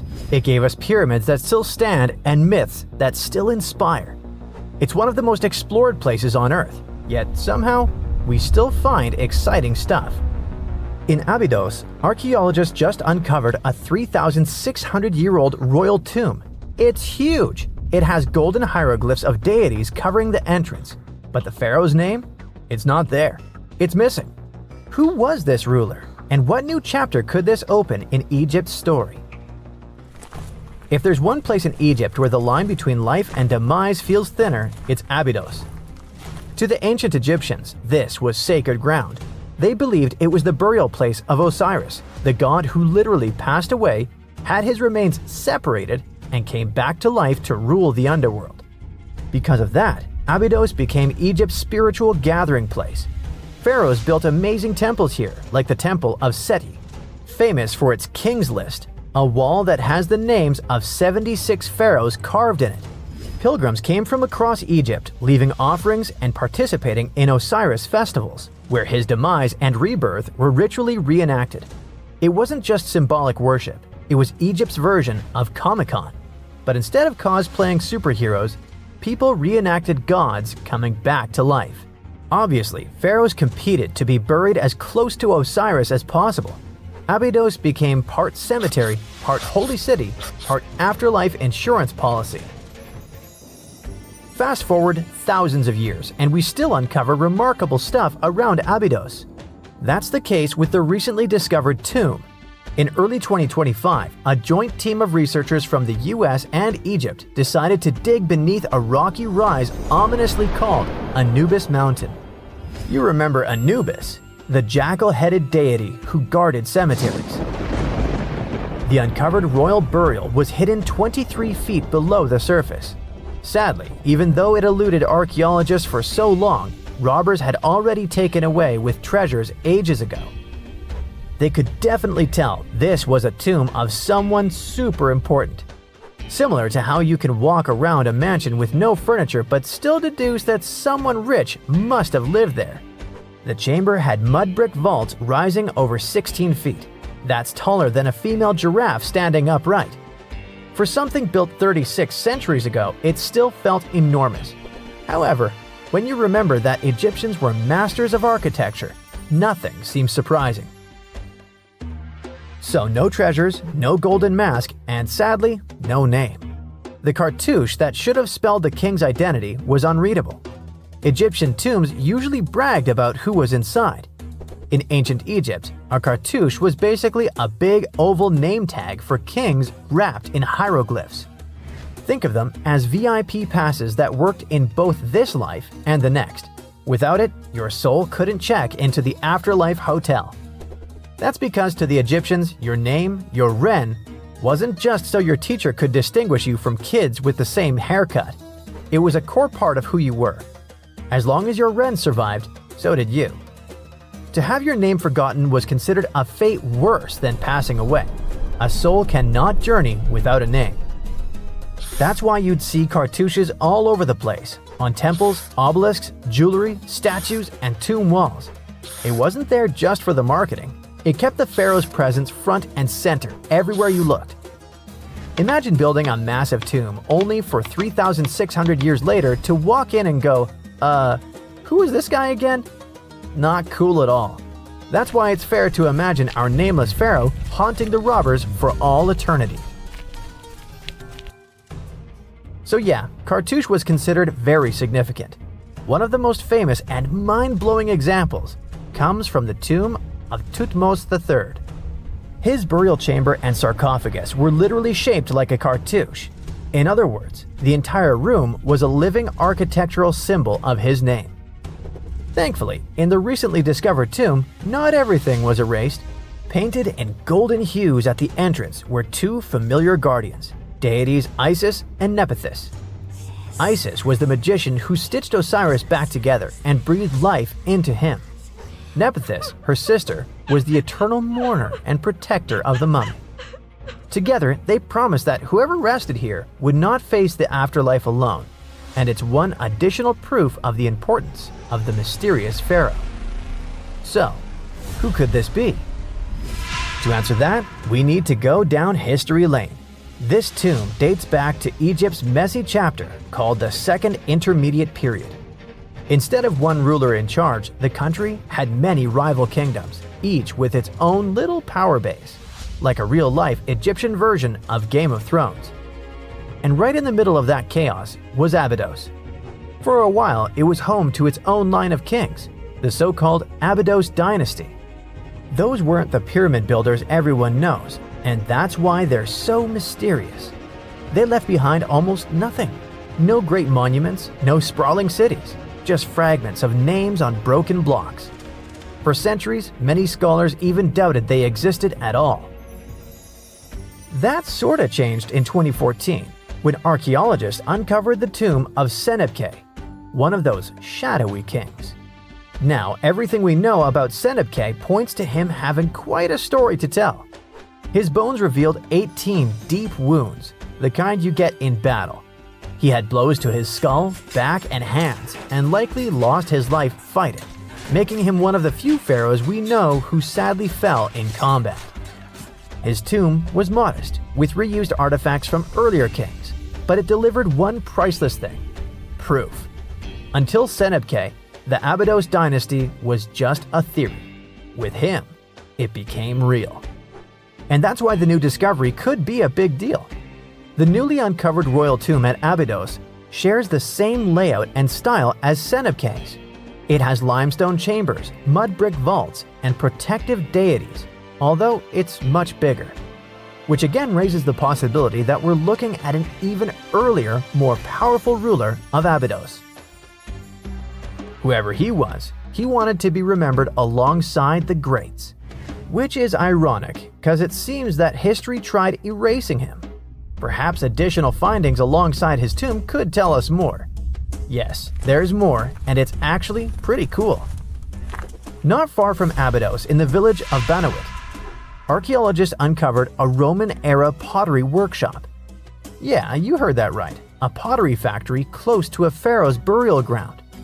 The site had huge clay kilns, storage rooms, and even broken shards called ostraca. They were basically ancient sticky notes, except instead of shopping lists, those had receipts scratched onto them in Greek and Demotic Egyptian. Little records of everyday transactions, the kind of thing you'd never expect to find near a lost dynasty king. Honestly, the potters missed a chance. Forget boring receipts, they should have been selling Osiris's mugs and Anubis figurines to pilgrims and tourists. But that's not all. It seems that centuries later, during the medieval period, the same ground became a cemetery. Archaeologists found mud brick graves with skeletal remains. This could mean that Abydos kept its aura of significance for hundreds of years after the age of pharaohs. So why this hill again and again? Is this place really a getaway to the afterlife? It is, after all, the very place where Osiris is said to rest. That belief lingered like a shadow for thousands of years, strong enough to pull in pharaohs and later medieval families. Different rituals, same sacred ground. Although, to be fair, the Romans weren't here for Osiris. They came to make pots. The story of Abydos is not over. The excavations will continue, and who knows what else could be discovered in the future. Today, archaeologists are armed with tools that are basically X-ray glasses for the desert. Every scan could reveal a hidden chamber, or if we're lucky, finally give our nameless pharaoh his wren back to him. In fact, I became strangely invested in finding out who he was. So let's hope for some news soon. It's only a matter of time. Do you have your own theories? Let me know. One more step in the wrong direction, and the crossbows will release their arrows. If you open the wrong door, you'll end up in a river of mercury. It's almost impossible to get out of this place, but it is even more difficult to get here. No, this is not a location from an adventure movie, but a treasure hunter. This is a real giant tomb filled with traps and streams of toxic mercury. And it's not somewhere deep in the Amazon jungle or an unknown island. This tomb is located in central China, near the city of Xi'an. And you know what the coolest thing is? This tomb was built more than 2,000 years ago. And even now, in the 21st century, we still don't know how to get there. But let's start from the beginning. Many of you have probably heard of terracotta statues. Thousands of clay sculptures of people. Those statues were first found in 1974, when a group of peasants were digging decks near Xi'an. They found a detailed human-sized figure, and that was 1 out of 1,000. Each figure was made as realistic as possible. Each of them was unique and had its distinctive details. More than 50 years have passed, and scientists are still digging up these sculptures. The number has already exceeded 8,000. But what are they doing there? What is their purpose? Terracotta sculptures are kinda guarding the tomb of Emperor Qin Shi Huang. He was such an influential man in China that he wasn't just buried in a tomb. His servants created a giant coffin complex the size of a small town. So, if thousands of clay guards symbolically protect this place, it's difficult to imagine what's in the center of this ancient, gigantic tomb. But first, let's find out who Qin Shi Huang was, and then move on to the dangerous traps. He was the first son of the ruler of the kingdom of Qin. It was one of the 6 kingdoms that existed on the territory of modern China. In 2059 BCE, when Qin Shi Huang was born, those 6 kingdoms were independent and separated from one another. Moreover, there was a strong conflict between them that lasted for more than 200 years. But Qin Shi Huang turned out to be the man who managed to conquer and unite all these kingdoms. He became more than just a king. He became the first emperor of China. But how did he complete a seemingly impossible task? Natural disasters, clever strategy, tactics, and skills helped him to conquer the 6 kingdoms. Scientists are still arguing about some of the details of how this happened. All that can be said is that Qin Shi Huang was a very wise and intelligent emperor. So it's not surprising that his burial turned out to be so huge. He was buried in the largest and most luxurious funeral complex in the history of China. The area the size of a small city contains many underground caves filled with things an emperor could need in the afterlife. In ancient China, as well as in ancient Egypt, people believed that when an emperor went to the other world, he could take with him those things that were buried with him. Unfortunately, sometimes it could be people, but Qin Shi Huang acted wisely and correctly. He decided to bury clay statues. But the coolest thing is that the architects and builders of this complex made it impregnable.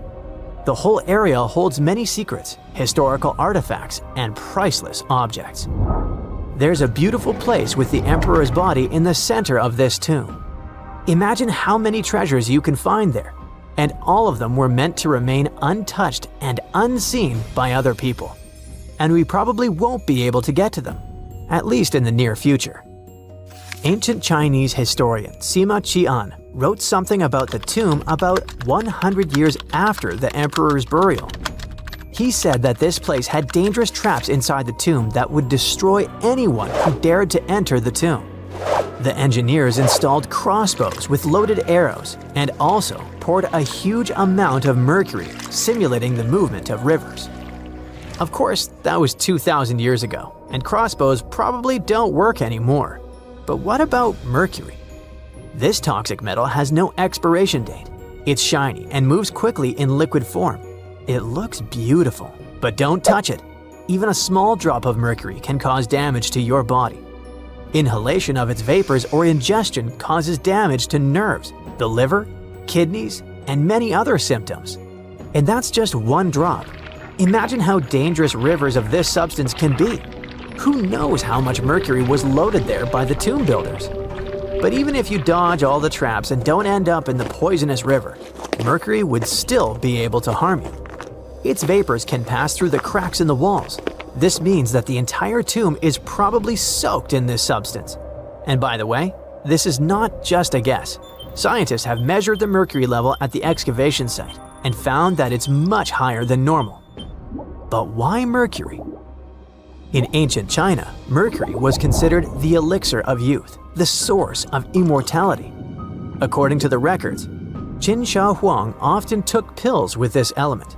Perhaps this was the reason that his life ended at the age of 49. In any case, people can damage ancient structures and artifacts during excavations. For example, archaeologists caused great damage to Tutankhamun's tomb during its exploration. You dig around, but then suddenly the entrance collapses and you destroy vases, scrolls, interior decorations, and other stuff. But even if you do everything carefully, the writing and drawings on the walls can be destroyed by sunlight or oxygen. Places where there has been no fresh air and ultraviolet radiation for thousands of years have their own chemical composition that can be damaged by contact with the outside world. In the 1970s, when archaeologists were excavating terracotta sculptures, the paint pigment fell off the statues because of contact with the sun and air. Fortunately, the archaeologists quickly adapted and created a technology that allowed them to get the statues out without damaging the paint. It was a long and careful process, but it was worth it, and here's why. According to ancient writings, the emperor created an underground kingdom with a beautiful palace in the center. He decorated the ceiling of this palace with expensive pearls. You know why? To simulate the stars in the night sky. And that's just the ceiling. It's difficult to imagine how the walls, floor, and tomb of the emperor are decorated. Besides, scientists expect to find many other statues that copy the emperor's servants. So, in simple terms, the tomb of Qin Shi Huang is a paradise for archaeologists and historians. But of course, it will take more than one generation before they extract all the treasures. Some experts predict that the excavation of the entire tomb could take centuries. But of course, new archaeological technologies can change everything. For example, non-invasive research methods mean you don't have to enter the tomb. You can see it through a special device. Another idea is the use of muons. Those are subatomic products that appear as a result of the collision of cosmic rays and atoms in the Earth's atmosphere. The point is that these muons can penetrate through solid objects, just like X-rays. Or how about nanotechnologies? Imagine millions of tiny digger robots climbing into a tomb and starting to scan the area. They transmit the data to a computer, and then scientists create a holographic model. It all sounds cool, but to be honest, the charm of archaeology is lost here. It's one thing when you carefully dig up some ancient artifact with your hands, see it with your own eyes, and scrupulously clean it from the ground. And it's completely different when you watch it on a computer screen. But in any case, technologies using muons or some kind of robots ensure people's safety. It's better if a computer falls into a trap than if it happens to an archaeologist. Miles and miles of yellow sand, treeless mountain ridges, and scorching hot sun over your head. And suddenly, something you'd never expect to come across in a barren desert. A small group of overexcited people.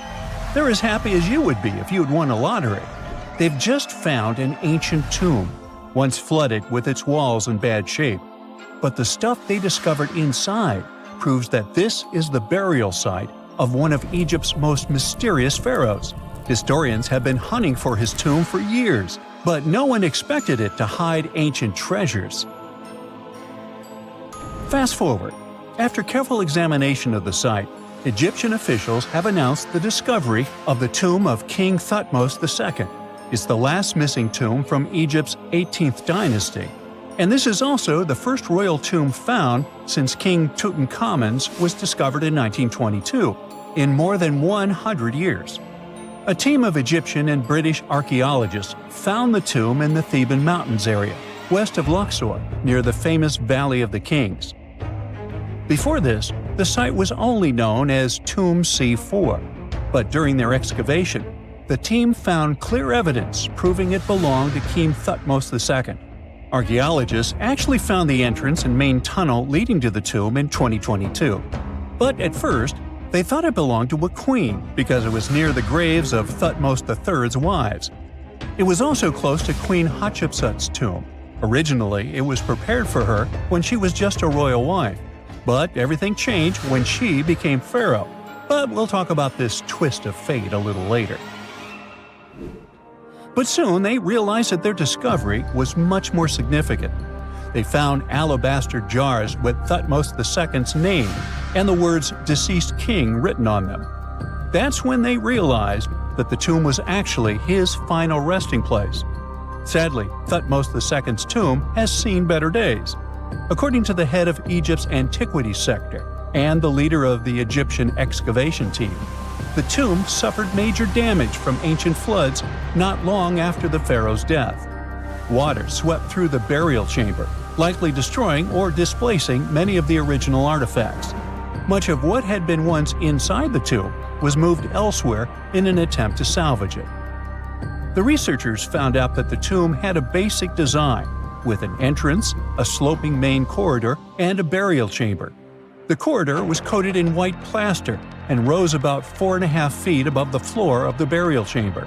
A large staircase and a very large descending corridor of the tomb indicated its grandeur.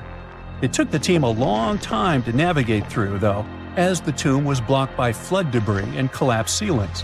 Only after crawling through a 32-foot passageway with a small 16-inch gap at the top, the worst nightmare for those of us with claustrophobia, were they able to reach the burial chamber. There, they were in for another surprise. They cleared the debris, expecting to find the crushed remains of a burial beneath. But the tomb turned out to be completely empty, and it was not due to robbery. It had been deliberately emptied. The researchers soon realized that the tomb had been flooded since it had been built underneath a waterfall. It happened just a few years after the king's burial, so the contents of the tomb were moved to another location. That's why there was a second corridor in the tomb. It was most likely made to help remove King Thutmose II's body from his flooded tomb. Despite the damage, the excavation team made some really exciting discoveries. They found traces of mortar decorated with blue inscriptions, yellow stars, and fragments from the Book of Amduat, one of the most significant funerary texts in ancient Egypt. The book was meant to guide the deceased through the underworld, ensuring a safe journey to the afterlife.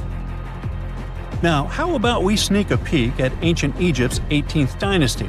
It was all about conquering lands, expanding the empire, and building jaw-dropping monuments. Some of the biggest names from that era, Thutmose I and Thutmose III, both legendary warrior kings who left their mark in history. Thutmose I was a fierce fighter who led major military campaigns, pushing Egypt's border further south than ever before, all the way to the fourth cataract of the Nile. His victories gave Egypt access to new trade routes, stronger political ties, and more wealth. His conquests were so significant that they were recorded in the tombs of his top officials.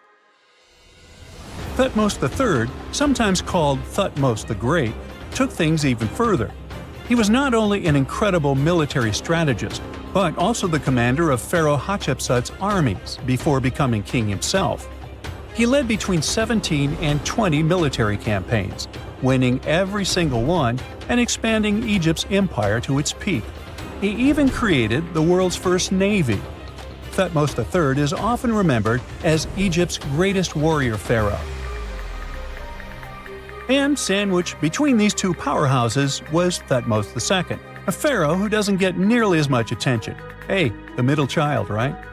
His reign lasted only about 5 years before he passed away at around age 30 in 1479 BCE. He is kind of a mystery. No one really knows what he accomplished.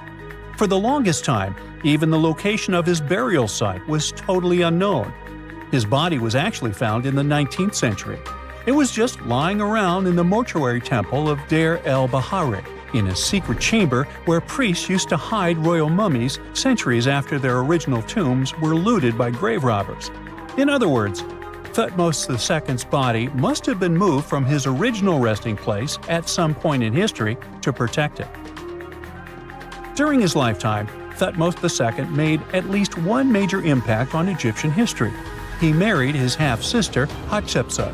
That might not sound like a big deal, but it helped her become Egypt's greatest female pharaoh after he passed. The catch? She kept her stepson, Thutmose III, off the throne for decades. When he finally took power, he erased her name from history out of spite. And still, Hatshepsut is one of Egypt's greatest pharaohs, no matter if you're talking about a man or a woman. She brought a lot of wealth and art to Egypt.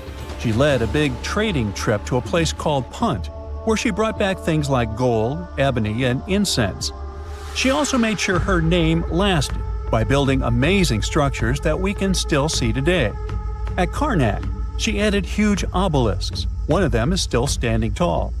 She also was the one to build the Temple of Dir al-Bahre with its countless columns. She was buried there.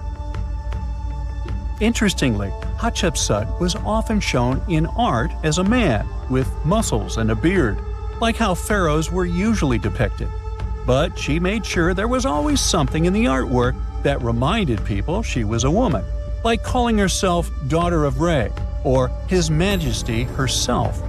When she passed away in 1458 BCE, Egypt wouldn't have a female ruler as powerful as her until Cleopatra, about 1400 years later. According to Egypt's Supreme Council of Antiquities Secretary General, isn't that a mouthful? Hatshepsut's name actually appears in Thutmose II's tomb, meaning she might have even handled his burial. As for their final resting places, well, Hatshepsut was buried in the Valley of the Kings, and Thutmose II's mummy is now in the National Museum of Egyptian Civilization, alongside other ancient Egyptian rulers. It gives visitors a rare chance to see the remains of a nearly forgotten pharaoh.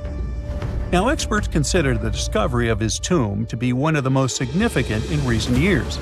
The artifacts found there add important details to our understanding of the history of the region and Thutmose II's rule. And even though the tomb's design is fairly simple and follows the same architectural style preferred by later Egyptian rulers, its historical importance is undeniable. In any case, the mission isn't over yet. Archaeologists are now focusing on solving another mystery. Where did the rest of the tomb's contents end up? The team is determined to continue their search. Who knows what other secrets they will uncover that have remained hidden beneath the sands for thousands of years. Let's face it, most ancient tombs have been looted at least once. No matter how scary the rumors could have been, most mummies were open to. But one. This is the Bashiri mummy, and it puzzles everyone so much that nobody dares to see what's inside. Meet Howard, but you must know him already if you're into Egyptian history. He's primarily famous for discovering King Tut's tomb back in 1922. But few people know that before this revolutionary discovery, he had probably found another mummy. It happened in 1919, and it goes by several names, either the Bashiri mummy or the Mummy of Pacheri, or the Untouchable One. Some reports say that Howard stumbled upon the Bashiri mummy in Luxor's Valley of the Kings, just where he would later find Tut's tomb. Despite this find, not much is known about this particular mummy. The reason why it's still unharmed in any way is not because of some superstitions, but because nobody is sure that they can undo what they do if something goes wrong. The mummy is so intricately wrapped that researchers never unfurled it for fear of irreversible damage. The golden rule of anyone who works with antiquities: if you're not sure you can't make it better or preserve it unchanged, do not touch it. History knows many examples of ancient relics ruined beyond repair, say Ecce Homo, or smiling statue restoration. The delicate fabric that covers the mummy's face has this cool design that kind of looks like a pyramid. The researchers are not 100% sure, but this might be the only one of its kind with that embalming style. But without knowing the ancient technique, it's next to impossible not to ruin the mummy while unwrapping and wrapping it back. Back in the day, people, both experts and looters, would unwrap mummies for all sorts of reasons, mostly to study them. Luckily, these days, we have advanced tech that lets us check out what's inside a sarcophagus without having to unwrap anything. After taking a closer look at the Bashiri mummy, researchers figured out that it belonged to a man who was around 5.5 feet tall and lived during the Ptolemaic era, which makes this mummy roughly 2,300 years old. The Egypt Museum shared that the X-ray scan also uncovered an inscription of the guy's name, but it's a bit tricky to tell if it says Pacheri or Nenu, adding to the intrigue. The museum also pointed out that the fancy casing the mummy is in features all sorts of decorated scenes. You can see the mummy lying on a bed, flanked by deities Isis and Nephthys, along with the 4 sons of Horus. Plus, there are 2 images of the funerary god Anubis at the feet of the casing. By the way, Bashiri mummy is not the only one that has remained untouched. This is Issa Temkebde, and Gaston Maspero, a French archaeologist, made the decision to leave her mummy untouched, wanting to keep her resting peacefully since she was in such amazing shape. He did mention, though, that her tomb had been raided long ago. Thanks to some X-ray work, we learned more about the mummy. The scans revealed a few artifacts still wrapped up with the wife of a high priest, including amulets around her neck, right arm, and forehead. The X-rays also showed she had some dental issues and arthritis in her knees. While she passed away as an older woman, it's tough to pinpoint her exact age. However, various sources from her son's reign indicate that she was held in high regard in the kingdom. Isitemkebd served as the sister wife of Penejam II. You got me right, they were related by blood and were siblings, but back then it was pretty common to get married this way to preserve the purity of the bloodline. Say that to Habsburg, duh. Their chase for purity only led to inbreeding and the notorious Habsburg's jaw.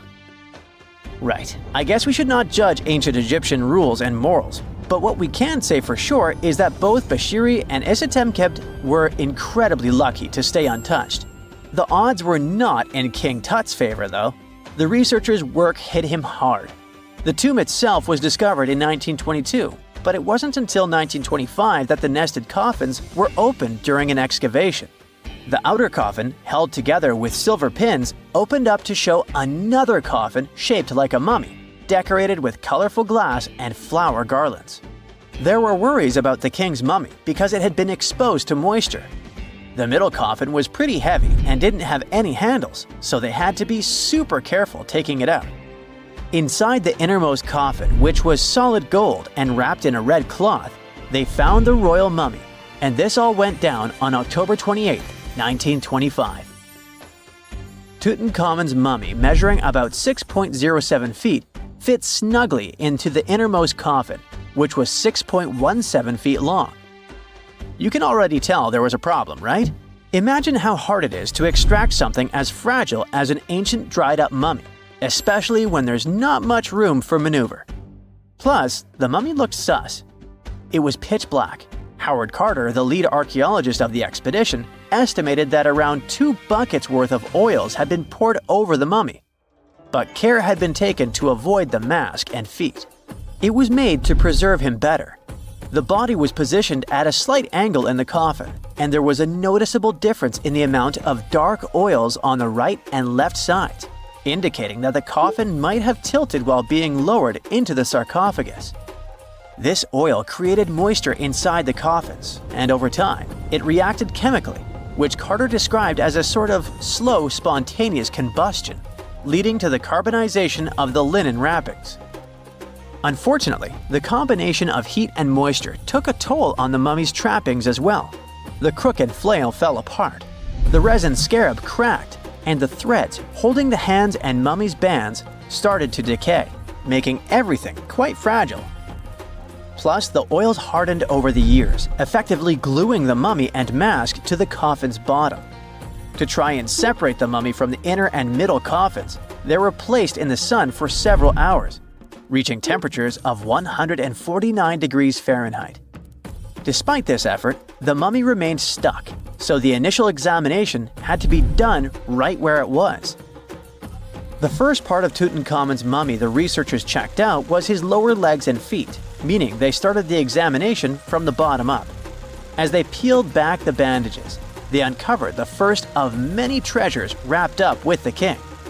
They took their time to carefully document and photograph everything they found. The inner layers of bandages were in pretty bad shape, mostly turning to dust, making it tough to figure out how everything was originally wrapped. Still, the overall methods matched what was seen in other nobles' mummies from that time.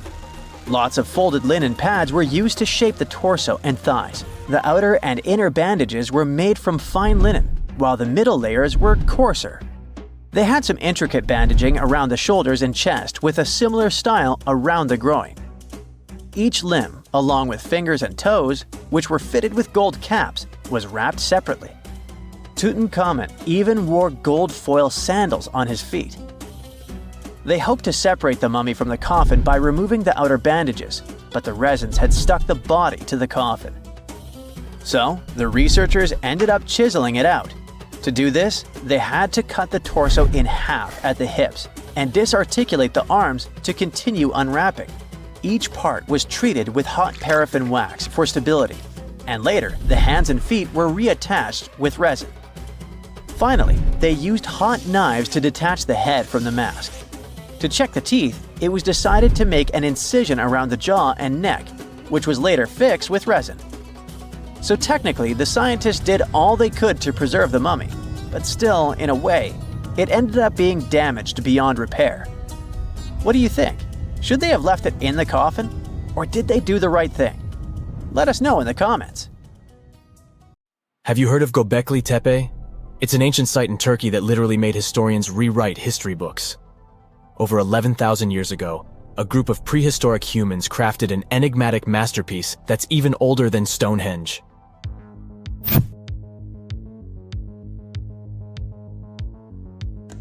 Before its discovery, archaeologists believed that people didn't know about iron and weren't good at making pottery. They were sure that settled life only emerged with the need for agriculture. But Göbekli Tepe changed this belief.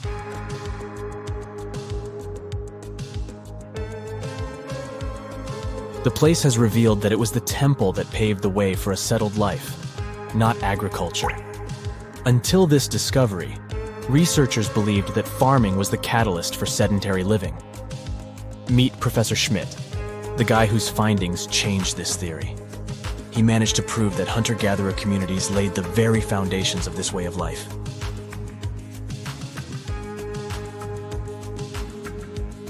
Back in the 1960s, other archaeologists visited the area, but they totally missed the mark. While surveying the region, they stumbled upon a hill with scattered limestone slabs and concluded it was just an old burial ground from medieval times. Little did they know that there was so much more to uncover.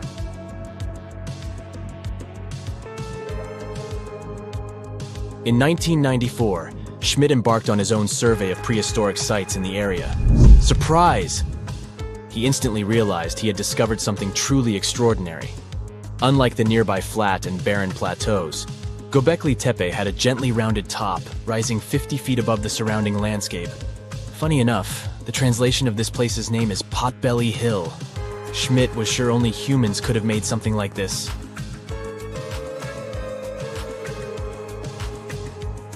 Those broken limestone pieces that were mistaken for gravestones turned out to be way more exciting. It was like stumbling upon a hidden treasure. The pieces took on a whole new meaning, and Schmidt with his team was about to dive into the secrets waiting beneath the surface. To their surprise, they found no traces of a settlement. No hearths for cooking, no houses, and none of those adorable clay figurines commonly found in nearby sites of similar age. However, they uncovered that those ancient people used tools like stone hammers. So, Schmidt and his team put their heads together and took a wild guess at the age of Göbekli Tepe's stone structures. Their estimation got backed up by some limited carbon dating done right at the site. The ancient vibes of this place were finally starting to make sense. It was like a puzzle slowly coming together.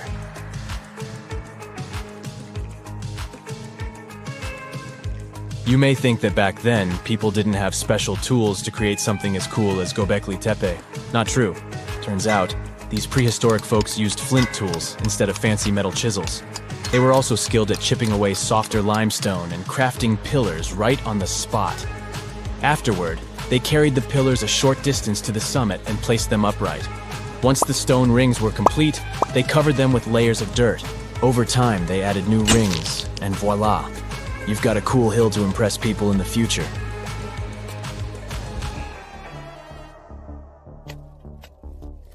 During their first year of excavation, the team went through 15,000 pieces of animal bones from wild creatures. These people didn't have pet animals or grow their own food. They hunted wild animals for their meals. But things were about to change because the place had everything they needed to start farming. Scientists say they had wild sheep and wild grains that could be domesticated. And guess what?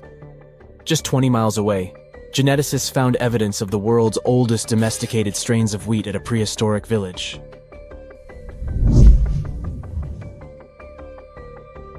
These amazing findings have completely changed how we view civilization. In the past, experts believed that people needed to learn how to farm and settle in one place before they could build temples and develop complex societies. But guess what? Schmidt's research flips that idea on its head. He claims that the incredible effort put into constructing these astonishing structures actually set the stage for the development of advanced societies. It means that societal and cultural changes happened before agriculture. Schmidt has this fascinating hypothesis about Göbekli Tepe. He thinks it could have been a special burial site where people left their loved ones. And here's the twist. The burial site was adorned with fancy statues and symbols representing deities from the spiritual realm. The idea that Göbekli Tepe could have served as a sacred place adds another layer of complexity to the whole story. While the site's true purpose may remain elusive, Schmidt's insights invite us to consider the profound interplay between life and the afterlife, and the deep reverence ancient hunter-gatherer societies may have had for their departed ancestors. Now let's talk about the stars of the show, the mesmerizing T-shaped columns that dominate Göbekli Tepe. These mysterious structures range from 10 to 20 feet tall and most likely represent stylized human figures. But one figure stands out from the rest, the three-dimensional lion relief. This depiction really fires up our imagination. Why? Because it hints at the possibility that lions roamed Anatolia during the Neolithic period.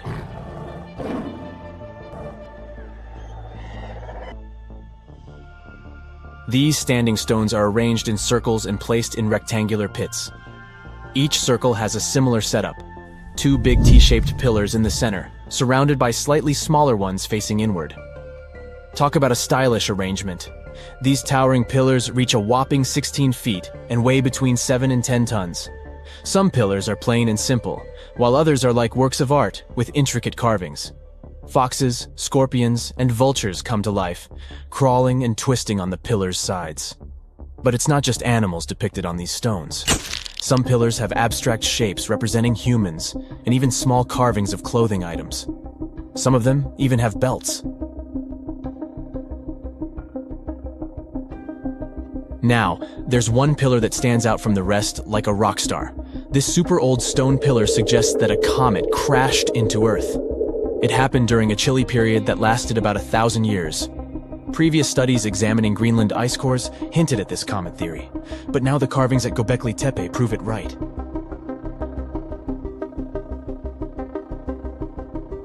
The carvings on the pillars are like a historical comic strip. They even show a headless human figure. Researchers fed the images into a computer and discovered their connections to constellations, indicating that this temple might have been an ancient observatory. It's like our ancestors were trying to document this cataclysmic event in their own unique way. Archaeologists have been excavating and researching Göbekli Tepe since the mid-1990s, peeling back layers of history and providing us with a deeper understanding of the intricate relationship between various elements. They have no plans to stop the whole process for another 150 years. Who knows what else they'll find? You see, Göbekli Tepe has been labeled purely as a ritual site with no signs of domestic activities. We were led to believe that the absence of water meant it couldn't support semi-sedentary communities. But scientists believe it's time to shake things up and approach Göbekli Tepe with fresh eyes. It's time to question what we believed before and use new evidence and different ways of thinking. Like, there might have been a group of people living in the area who didn't stay in one place all the time. They moved around a bit but still had their own civilization, living in the area semi-sedentarily. Göbekli Tepe is not just home to a single temple, but an astounding collection of over 20 ancient structures. As archaeologists delve into the depths of this wonder, they are unraveling its unique layout, featuring 2 prominent focal points at the heart of each establishment, complemented by smaller structures and dividing walls. What's even crazier is that in this area, there are over 200 obelisks, which are narrow tapering monuments. Deep beneath the soil in Scotland lies one of the largest Neolithic stones ever discovered. If it had been left above ground, it might have drawn more visitors than Stonehenge. But something strange happened. After excavating it, the archaeologists chose not to display it. Instead, they reburied it for good. Whatever they felt, whatever they saw, it was enough to seal the stone back into the earth. Why though? I mean, we know Neolithic people drew and carved warnings and important pieces of information on stone. That's why the Cocknose stone was so intriguing when it was first discovered. It all began with Reverend James Harvey, a local minister who stumbled upon this enormous slab back in the 1880s near Clydebank, just outside Glasgow, Scotland. The stone was a typical sandstone, like the ones you'll find in Stonehenge. But it was a smooth type of sandstone that worked as a canvas. When Harvey found the rock, it was covered in swirling rings, deep grooves, and strange cup-like markings. Harvey must have recognized right away that this was no ordinary rock. It was a message from thousands of years ago. As a matter of fact, it was a message straight from 3000 BCE. Cockno means little cups in Gaelic. The ones who named it were literally describing what they were seeing, rings upon connecting rings. These drawings have sparked so many theories. Some experts see them as the earliest forms of written language, like abstract codes that predate words. And then there are those who think the stone holds a map of the sky, a way for Neolithic people to track the sun, moon, and stars. Like the pyramids of Giza, which some people believe are hauntingly aligned with the constellation of Orion. The cups and markings on the Cocknose stone could be aligned with some special constellation. The most bizarre theory is the one that says the stone was used as a portal. One of the scientists says that locals believed that the drawings could indicate this was a place to be reborn, a place where people could sink into the earth, only to be born again. In this life or in the afterlife. If that were true, maybe that's why they hid it, right? Not quite. In the 1930s, an archaeologist named Ludovic Mann heard about the rock and decided to visit it. This guy had an unusual idea and decided to take paint to the site and paint over the markings on the stone's surface. His weird idea had a deeper meaning though. He was trying to connect the dots, literally, and see if the stone worked as an ancient astronomical chart. He thought the carvings might predict solar and lunar movements, even eclipses. Some say that actually what man did was vandalize the slab of stone. That's maybe why archaeologists decided to rebury the stone back in 1965. They noticed markings of graffiti and erosion from the climate and agreed that it was best kept safe under the ground. The Cocknose stone stretches roughly 43 feet by 26 feet. That's almost the size of a bus. What sets the Cocknose stone apart from other slabs of rock is how clear and complex its carvings are. Many scientists call it one of the best examples of this prehistoric art in all of Europe. The patterns that show up there can also be found at various Neolithic sites across Europe and beyond, such as Greece, France, Australia, Spain, Italy, and much more. They all share similar cup and ring markings. To be clearer, this type of prehistoric art is also known as a petroglyph. Petroglyphs are carvings made by prehistoric people right into the surface of rocks. Instead of using paint, they chipped, scratched, or pecked at the stone to create images like animals, symbols, spirals, or scenes from daily life. Yet despite all the attention, no one has cracked the code on the Cocknose stone. Instead, this is what happened. For a while, it rested quietly beneath the soil until it was dramatically unearthed back in 2016. I say dramatically because this decision shook the archaeological community. Archaeologists from the University of Glasgow decided to reopen the site to study the rock once again. But this time, Instead of exposing it to the elements, they used drones and high-tech 3D scanning to capture every groove and swirl with shocking detail. The team created a digital replica so precise it could be studied without ever touching the real thing ever again. This new approach gave hope that one day the Kokno stone might finally reveal its secrets, or at least help us understand what Neolithic people thought was worth carving into stone and hiding beneath the earth. But this digital resurrection came with a price. The real stone, vulnerable after centuries underground, had to be buried once more, shielded from the various hands and, let's face it, smelly feet of the modern world. Now, the Kokno stone sleeps once again beneath the Scottish soil. Something needs to be clear here is that although researchers haven't decoded the symbols on this rock yet, they do know one thing.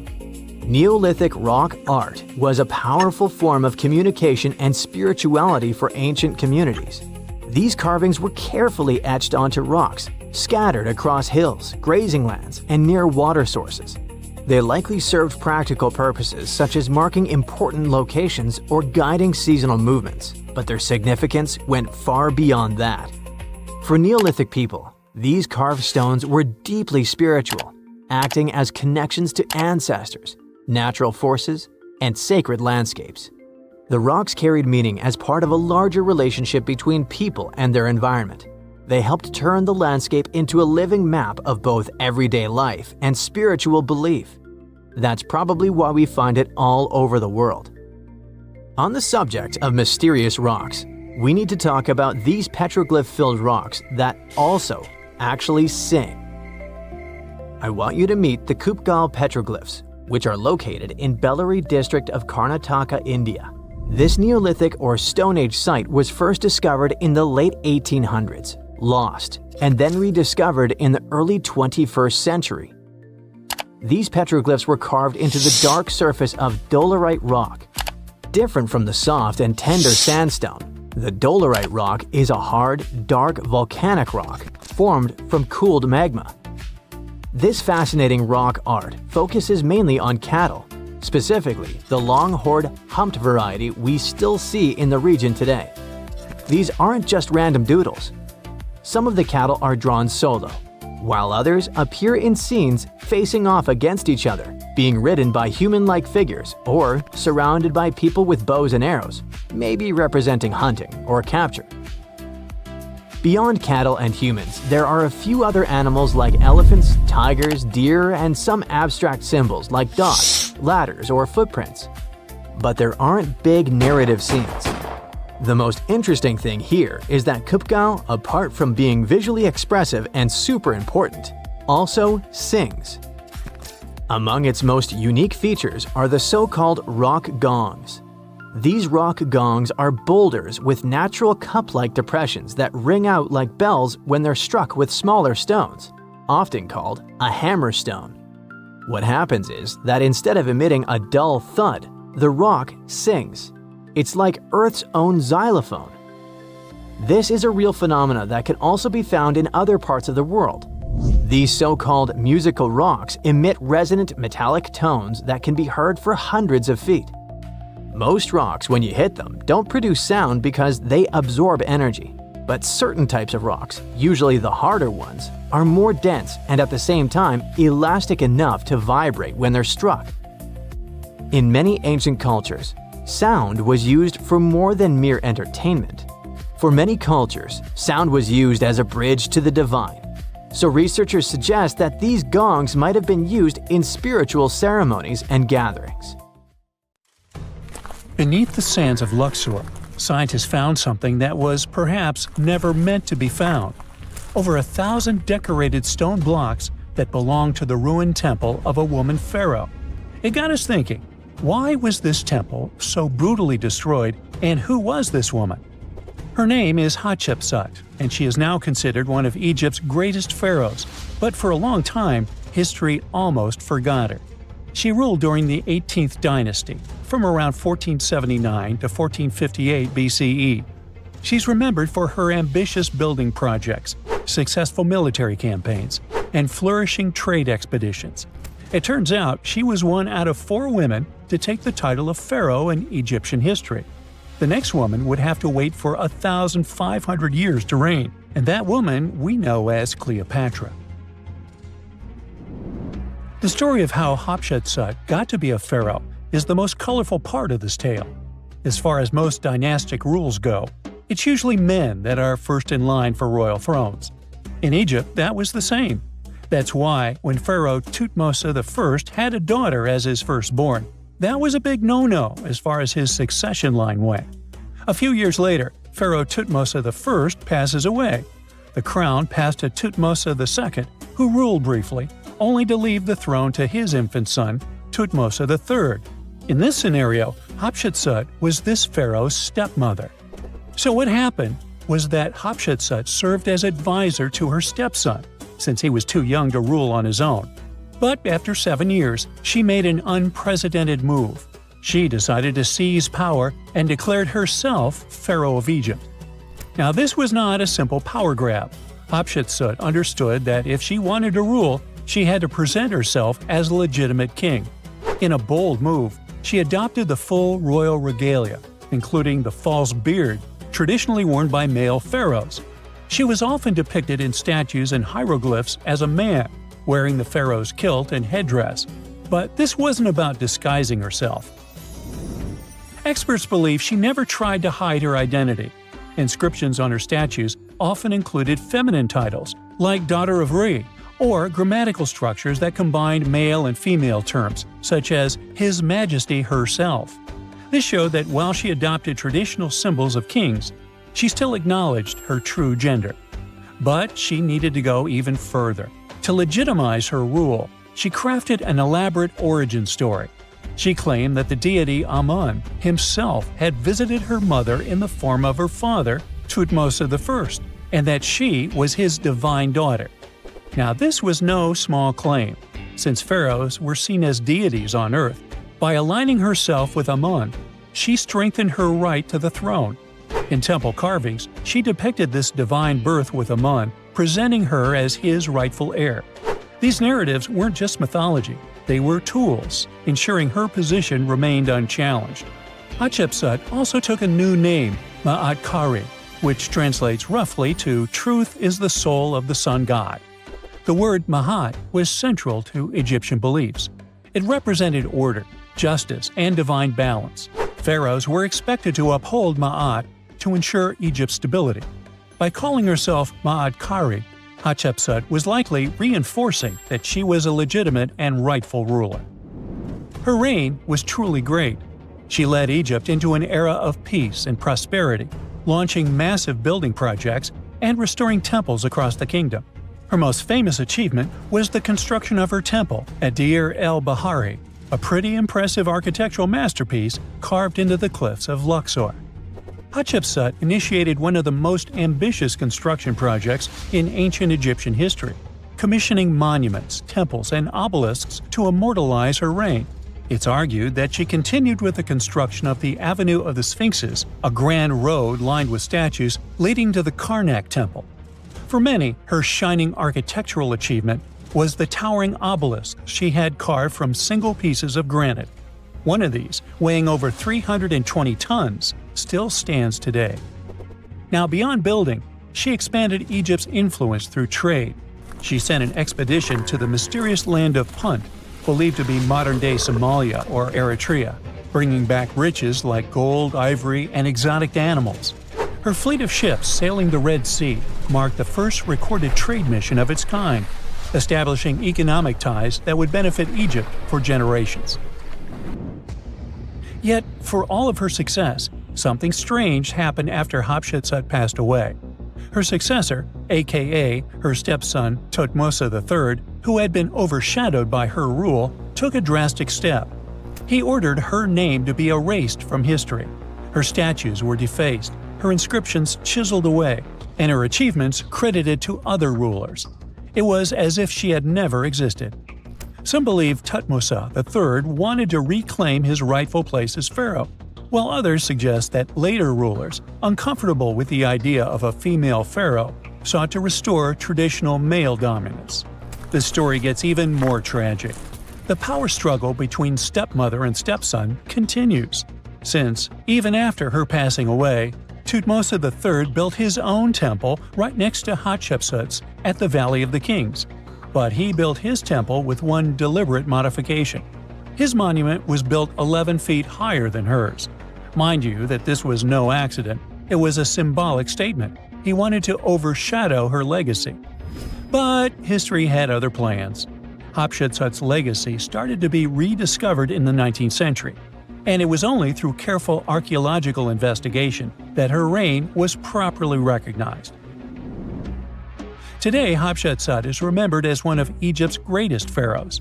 Her reign, once erased, has been reconstructed through constant archaeological discoveries, proving that her power and influence could not be so easily forgotten. Her resting place had been hidden in plain sight, her body removed from its original chamber in an effort to erase her from history. This final piece of evidence cemented her legacy, proving that even attempts to erase a pharaoh could not really do it. Hatshepsut's grand temple, Djeser-Djeseru, was a stunning architectural feat, designed to immortalize her reign and solidify her divine connection to Amun. But after her death, her successor, Thutmose III, launched that calculated effort to erase her legacy, and parts of her temple were dismantled. Historians still debate why. Was it a dynastic power move, an attempt to restore traditional male rule, or a bid to strengthen Thutmose III's claim to the throne? Maybe he was just a jerk. Whatever the reason, the destruction wasn't immediate. It happened decades after her death, suggesting it might not have been a personal revenge, but a broader political strategy. Yet, despite these efforts, her temple endures, and so does her story, a defiant echo of Egypt's first great female pharaoh. Let's travel through space and time to another place. Dashur, Egypt, is known to be home to several resting places of people from ancient Egypt. In the year 2017, scientists uncovered a long-lost pyramid. They quickly called the Ministry of Tourism and Antiquities because they suspected it was going to be a big deal. Unlike most pyramids that were found in the area, this one was completely sealed. Lifting the capstone was a delicate process. When they finally managed to open the pyramid, they expected to find an undisturbed chamber. Instead, it was chaos. The place had been looted, and the personal items of the person that had passed away were scattered all over. But in the middle of the wreckage, they found a chest. Using the latest scanning technology, they managed to read the damaged hieroglyphs on its surface. What they found was unbelievable. The name inscribed there was as clear as day: Princess Hatshepsut. Ooh. The discovery made in 2017 also opened up a lot of questions. After further analysis, scientists discovered the remains belonged to another Hatshepsut. It belonged to a princess that lived during Egypt's 13th dynasty. The fact that her resting place had been looted before it was sealed made scientists wonder, were these ancient people trying to hide something about this public figure? And why is there almost no record about her in ancient Egyptian history? Ooh, stay tuned. Have you ever visited a famous monument and thought, alright, this is boring? While you were up on the Eiffel Tower yawning at the view, another landmark in Paris was pulling off the ultimate plot twist. Hidden in plain sight at Place de la Concorde stands a 3,300-year-old Egyptian obelisk that's been keeping juicy secrets from Pharaoh Ramses II himself. That's right. Ancient secret messages carved in stone have been right under our noses this whole time. Nope, this isn't the next National Treasure movie. This is real life, and it took a real-life Indiana Jones to crack the code. So, let's set the stage. You've probably seen this block of stone before, right? Towering 75 feet high, this massive granite pillar was originally from Luxor, Egypt, and it's been chilling in the heart of Paris since 1836. It's covered in hieroglyphs, and for years, everyone assumed we'd already cracked their code. Mystery solved. Nothing left to see here. Enter Jean-Guillaume Aulet-Pelletier, French Egyptologist, cryptology expert, and part-time monument whisperer. Basically, if Indiana Jones traded his whip for reading glasses and binoculars, you'd get this guy. he's got a rather unusual hobby. He strolls up to the obelisk every now and then and casually reads hieroglyphs. For fun. Yes, he can read them fluently. No, we don't know what that says about our own hobbies. Until 2021, experts believe that the inscriptions on the obelisk mainly praise the gods Amun or Amun-Ra, if you're on friendly terms, and Horus, you know, the falcon-headed sky god with those super famous parents Osiris and Isis. But during one of his casual reading sessions, Olette Pelletier noticed something odd.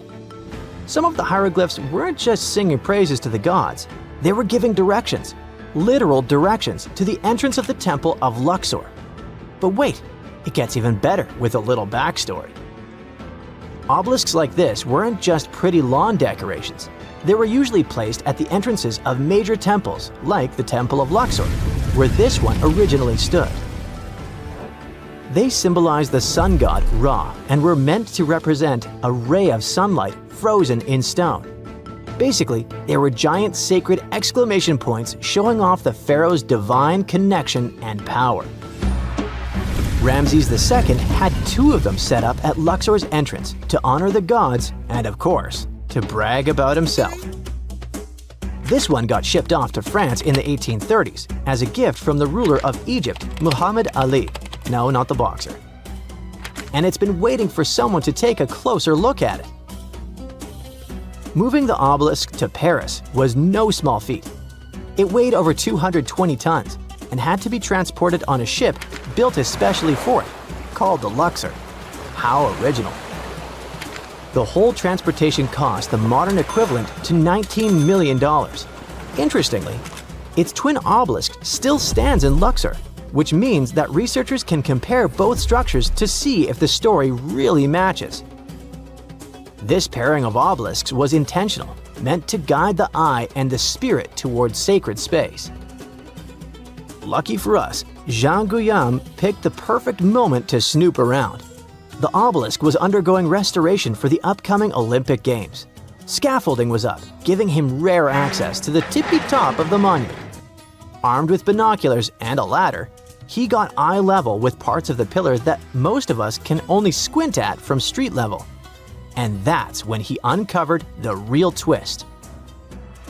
Turns out, ancient Egyptians didn't just chisel random symbols into stone. They had something way cooler up their sleeves: crypto-hieroglyphs. Those were specialized coded forms of writing used for sacred or elite messages. Basically, ancient VIP-only emojis. While your average temple priest could read standard hieroglyphs, crypto-hieroglyphs were reserved for the pharaoh's inner circle. Today, only 6 people on Earth can read them fluently. And wouldn't you know it, our French friend is one of them. Of course he is. Now, here's where things get wild. Normally, hieroglyphs written on monuments like the obelisk are read top to bottom, right to left. Simple enough. But Jean Guillaume decided to break the rules and read them horizontally instead of vertically. That's when he started spotting weird patterns, phrases, and symbols that had been hiding in plain sight for nearly 200 years. Some of these messages were so cleverly hidden, and you could only understand them if you walked around the obelisk in a certain way. He calls it 3D cryptography. That's right, the obelisk itself is like one giant ancient Rubik's Cube. Depending on the angle you read from, the message could change entirely. Yes, ancient Egypt invented something like the lenticular effect long before Pokemon cards made it cool. Okay, so what in the world does the message say now? Glad you asked. These aren't just random notes from the past. They're political gold. One inscription praises Ramses II as a divine figure who could not be dethroned. Another says the king made offerings to the god Amun, which wasn't just him being nice. This was a big political move. Back then, religion and power were totally intertwined, so showing off your divine connection was like launching a PR campaign, except instead of tweets, they used 200-ton stone monuments. Ramses II wasn't just any ruler, by the way. He reigned for over 60 years and basically pulled off the Beyoncé of pharaonic careers. He won battles, or at least said he did. built cities, temples, and statues of himself all over Egypt, and declared himself a living god. When he ordered these obelisks, he wasn't just creating monuments. He was launching ancient propaganda flyers at priests, nobles, and visiting dignitaries. In fact, Ramses II was so good at self-promotion, he may as well be the original king of rebranding. He claimed victory at the Battle of Kadesh, even though it ended in a stalemate and they had the victory carved into walls and monuments across Egypt. The Luxor obelisk was another way of reinforcing his godlike powers every time someone passed by or read its text. And here's the cherry on top. Some of these inscriptions were positioned just right so they'd be seen by nobles arriving by boat for a festival. That's probably the reason why they can only be read from a certain angle. But if you stood at the base of the obelisk, you wouldn't see much. But from a 45-degree angle standing right in the middle of the Nile, sweet stuff! Imagine pulling up to a religious celebration and seeing giant stone text basically saying, "Hey, Ramses is chosen by the gods, don't forget it." Subtle? Not exactly. Effective? You bet. Some messages even carry double meanings. One line might spell out Ramses II's full royal title. But read it differently and boom! It says he's got eternal life. That's next-level branding. You can almost hear him saying, "Look at me, still trending 3,000 years later." For decades, scholars thought this monument had given up all its secrets, but thanks to new access, modern tools, and some fresh eyeballs, we now know there's still a ton to uncover. Olet Pelletier's full research hasn't been officially published yet, but the clues he's found are already shaking up what we thought we knew about ancient Egyptian monuments. Of course, not everyone's buying it just yet. Some scholars are skeptical, especially about the idea that boat-riding nobles could actually see those messages clearly. But let's be honest, ancient advertising wasn't easy. Even if your billboard is 75 feet tall, you still need the right angle and the right audience. So the next time you're in Paris staring at the obelisk while sipping your overpriced café au lait, remember, you're not just looking at a fancy paperweight from the 19th century. You're standing in front of an ancient Egyptian PR campaign, a 3D puzzle, and a 3,300-year-old flex from Ramses II himself. And let's be real, if that obelisk had been hiding messages this long, who's to say it's done talking? So grab your magnifying glass, channel your inner Egyptologist, and remember, the real treasure isn't gold or jewels. It's the drama chiseled in stone. Welcome to Rapa Nui, better known as Easter Island. It's a tiny speck in the vast Pacific Ocean, 2,200 miles away from the coast of Chile. This island is most famous for its eerie moai statues. This place is also home to one of the most mysterious writing systems in the world, called Ronga Ronga. We found it on 27 small wooden tablets. For years, historians have been arguing about the true history of these tablets, and now we might have found the truth. Humans first set foot on this island in the 12th century. For many years, it was home to the Rapa Nui people. They were pretty isolated out there in the Pacific Ocean until Europeans arrived in the 1720s. Europeans brought with them lots of troubles, leaving only a small fraction of the native population alive. Later in the 19th century, a missionary, Eugene Iro, went to the island and discovered the wooden tablets with intricate symbols carved on them. He wrote how marvelous they are, but there are hundreds of them on the island, and that they can be found in every household. But unfortunately, not all of them survive to this day. We've only got 27 of them. Some of them were heavily weathered, burned, or otherwise damaged, and now they're scattered all over the world in museums and private collections. Some of the language's artifacts were carted off to Tahiti and then to Europe by Europeans, leaving none behind on Easter Island itself. The 4 sacred tablets found their home in a congregation in Rome. They were the ones used in the recent discovery. For years, historians have been arguing whether this writing system was made up by the islanders themselves or they borrowed it from Europeans. To find the truth, they decided to use a technique called radiocarbon dating. All organic materials, like wood, charcoal, and so on, contain a tiny amount of a radioactive form of carbon called carbon-14. When life comes to an end, things stop taking in carbon-14, and the amount they had starts to decay over time. By measuring how much carbon-14 is left in a sample, we can assume how old this sample is. This is how we learn the age of many fossils and artifacts. So, they looked at the age of some Ronga-Ronga tablets. 3 of them were crafted from trees grown in the 18th or 19th century, which aligns with the arrival of Europeans. However, one of them is older than the Europeans' first visit to the island. There are 2 reasons to believe that Rapa Nui people created this writing system themselves. First, Ronga-Ronga works differently from European languages. Decoding it is a pretty hard task. Unlike English, this language boasts over 400 unique glyphs, none of which resemble any known writing system. There were many attempts to decipher this language, and none of them were successful so far.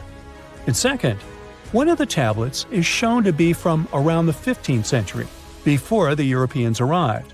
The problem is that radiocarbon dating can only tell us when the wood the tablet was made from was cut down, not when the writing was put on it. And since we've only got one tablet to go by, this isn't enough to be completely sure. On the other hand, why and where would they preserve cut wood for over 200 years just to grab it and write something on it one day? But anthropologists and historians say that it's possible. Scarce wood resources might have led the islanders to reuse old driftwood, which could be centuries older than the writing itself. This is known as the old wood problem in archaeology. Plus, the tablet looks very preserved. It was maintained to protect it from wood-damaging insects, humidity, and so on. That's why it survived over the centuries.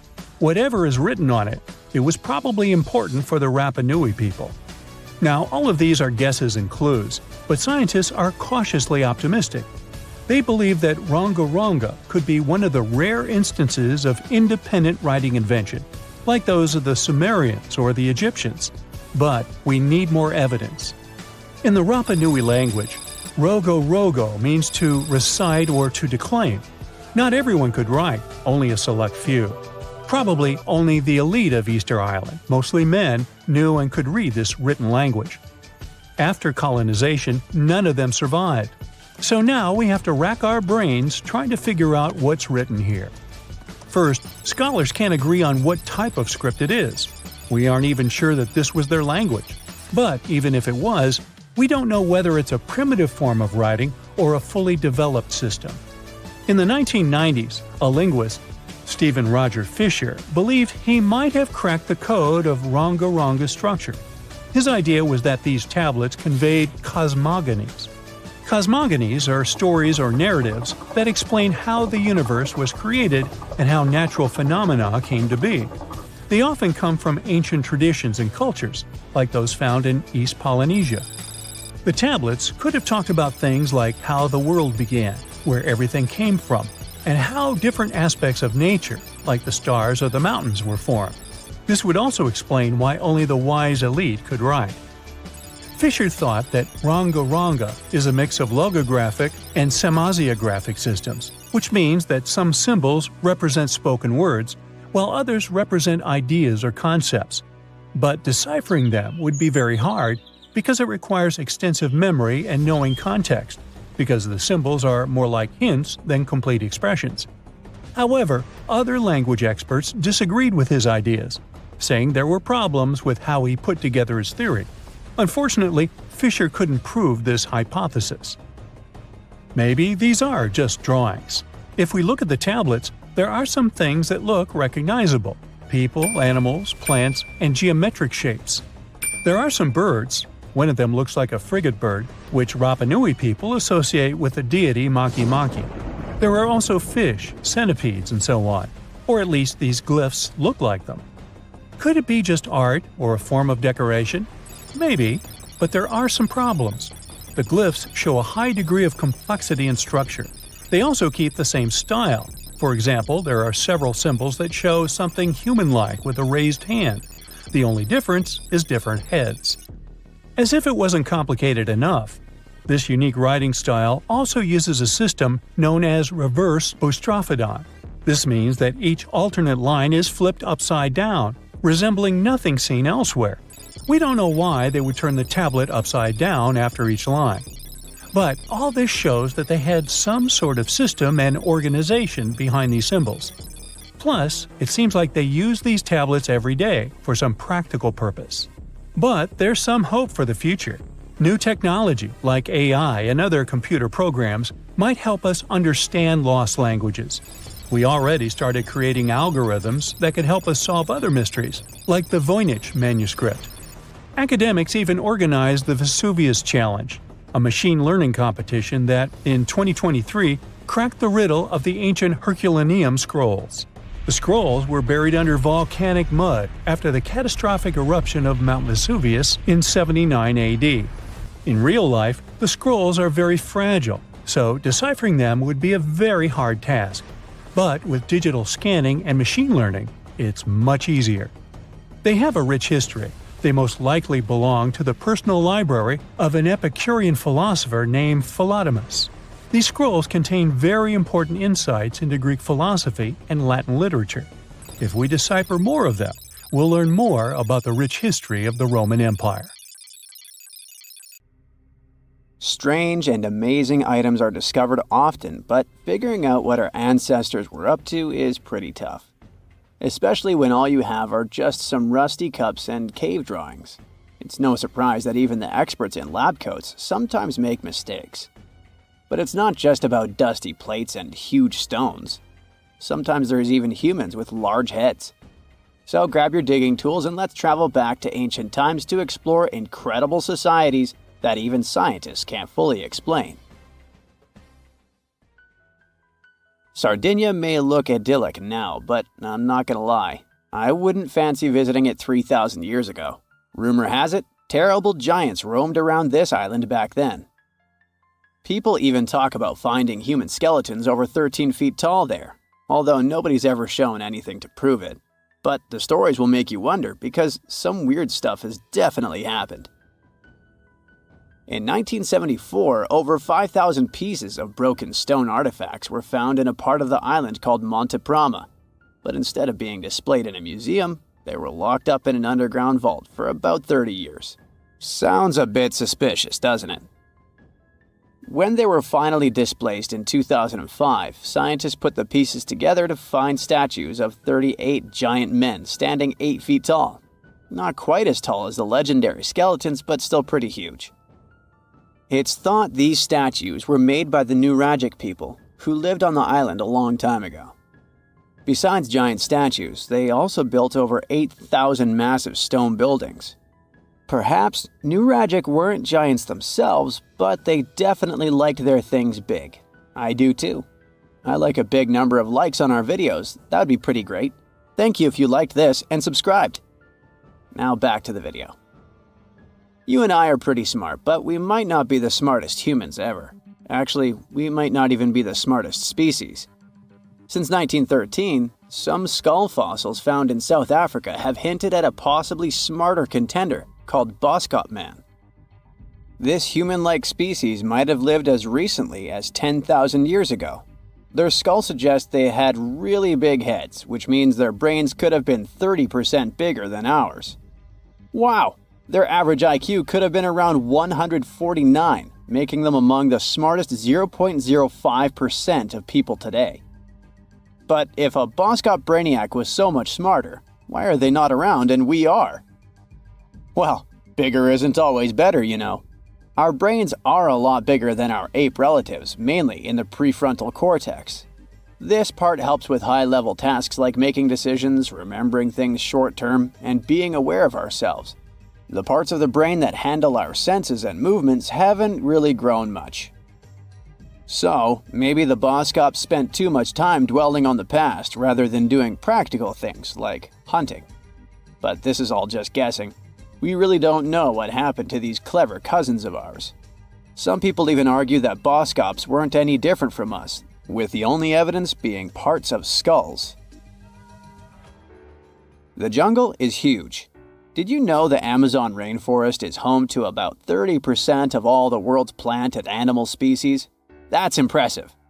However, The history of one native species, humans, has long puzzled scientists.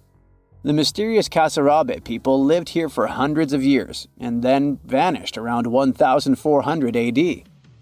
People thought the Amazon only had a few scattered tribes, but recently we discovered big, unusual shapes in the ground called geoglyphs. These might look like simple shallow ditches, but they're actually the remains of a vast civilization that spread over 5,000 square miles and includes about 450 markings, some as wide as 1,300 feet. That's insane! They likely contained ceremonial buildings and could have hosted up to 1 million people as recently as 550 years ago. Thanks to new technology like LiDAR, which uses a safe laser to map the forest without harming it, we can explore deeper. In 2019, some scans showed miles of raised roads and pathways and even pyramids over 70 feet tall. They found 26 separate settlements, 2 of which were at least 250 acres each. Damn, that's like 330 soccer fields. It's not certain what happened to the Kasarabe people. Maybe European conquistadors drove them out. Maybe the most baffling ancient civilization is one we've never actually found a trace of. Yep, I'm talking about Atlantis, the grand city that supposedly sank into the ocean. The first mentions of Atlantis come from the ancient Greek philosopher Plato, who talked about a great city near the Strait of Gibraltar. But for ages, everyone just thought Plato made up Atlantis as a perfect version of his own Athens. So why, about 12,000 years after it supposedly vanished, do we still wonder if it might be real? Well, in the 19th century, U.S. Congressman Ignatius Donnelly wrote a book giving 13 reasons why he thought Atlantis was more than just a myth. Then, in 1965, some folks thought they actually found Atlantis when they discovered the Richat structure, a massive 25-mile-wide dome in Mauritania, Africa. It's so big that you can see the whole thing from space. 2 astronauts flying over the Sahara Desert spotted this giant eye staring back at them and thought they'd made the discovery of a lifetime. Unfortunately, there's no solid evidence linking this structure to Atlantis. It's believed to have formed from volcanic activity about 100 million years ago. But it does look suspicious, doesn't it? Still, we're no closer to knowing the truth. Imagine going back to about 3,300 BCE and finding yourself in South Asia. Welcome to the Harappan civilization. These people were way ahead of their time. They had cities like Harappa and Mohenjo-Daro, complete with baked brick houses, sophisticated drainage systems, and even public baths. This place might have had over 5 million people, making it one of the densest regions at the time. They also invented a system of standardized weights that was incredibly useful for traders. And trading they did. These people had connections stretching all the way to the Middle East, thanks to their great skills in metallurgy. They even had a form of ancient branding. The seals were used to stamp clay on tray goods. Despite being so advanced with a thriving urban life, there's a whole bunch of mystery shrouding their language and script. We've got bits and pieces of their writing, but no one's deciphered them yet, even with all the technology we have today. We also still don't know how exactly their society worked. It looks like they didn't flaunt their social status as much as other civilizations. No grand palaces or massive monuments. Instead, their largest buildings might have been granaries. They sure were practical. Unfortunately, all good things must come to an end. Around 1800 BCE, this bustling civilization started to decline, possibly due to shifts in river patterns. As the environment changed, the Harappans packed up, moving towards more hospitable lands. Ever heard of the Minotaur? The beast with a bull's head and a man's body, hunting the bravest travelers in a massive maze. Well, this wasn't just any old tale. It was one of the most popular dramas of the ancient world. And it was inspired by this place, the island of Crete. The Minoans lived here during the Bronze Age. They had stunning palaces, amazing frescoes, and a culture so rich it still fascinates historians to this day. They built places like Knossos, which was so complex with its multi-story buildings and elaborate hallways that it might have inspired the whole labyrinth myth. Their engineering was so ahead of its time that even their drainage systems were more advanced than what many of us have today. Let me know in the comments which of these stories you find the most fascinating, and thanks for watching. We all grew up believing that Stonehenge is the world's most ancient observatory, but now it has some serious competition for the title.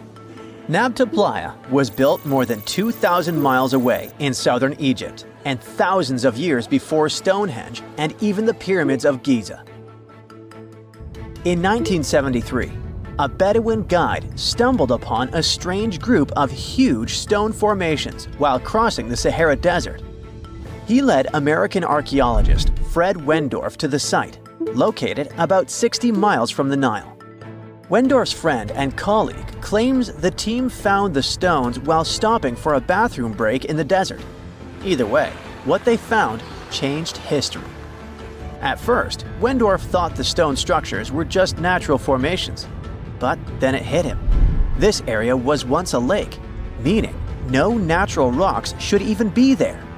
He kept coming back to the site for decades, and by the early 1990s, his team finally uncovered a circle of stones that seemed to line up with the stars in a way no one could explain. After 7 long years of trying to crack the mystery of the site, Wendorf reached out to an expert in archaeoastronomy. They study how ancient people used the stars. One evening, while the expert sat in the cool desert sand staring at the stones, he realized that they formed a pattern radiating outward from a massive burial mound. One by one, as they dug into the sediment, the buried megaliths started lining up like spokes on a wheel. The team had already used radiocarbon dating to test samples from fire hearths and tamarisk wood roofing found inside the stone circle. Nabta Playa had dozens of standing stones, all a few feet tall. Some of them lined up exactly with the sunrise on special days, and others matched up with bright stars in the sky. Inside the big circle, there were 6 special stones that may have been used for rituals or marking important times of the year.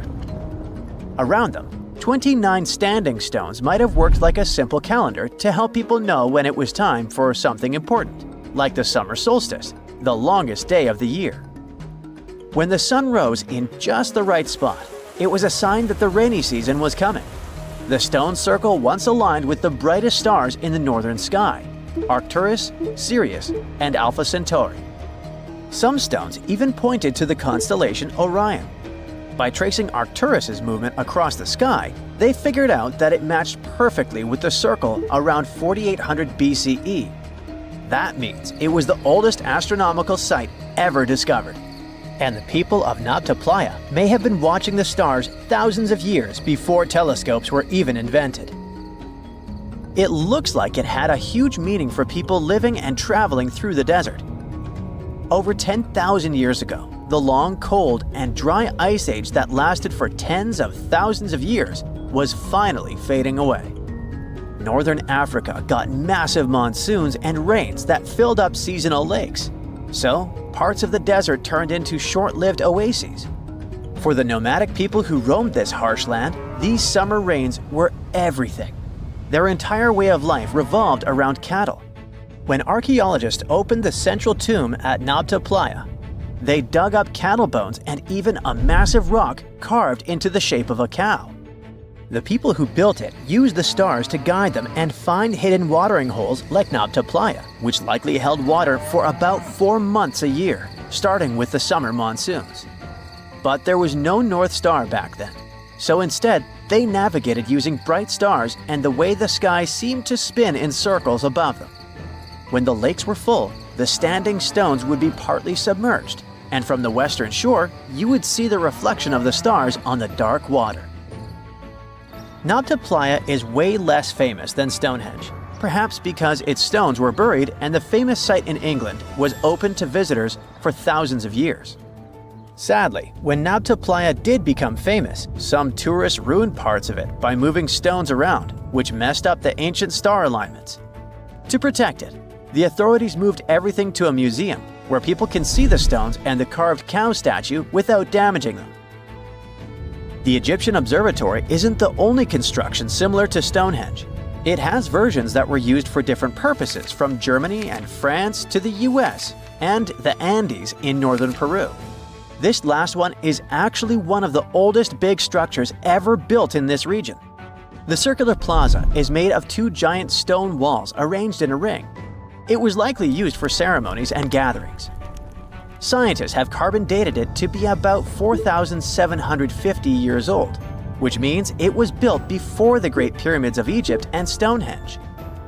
The plaza had two entrances and a special layer of clay, soil, gravel, and charcoal underneath. It was carefully planned and built. Archaeologists also found ceramic pieces, quartz crystals, and gemstones at the site, so it was definitely a special place.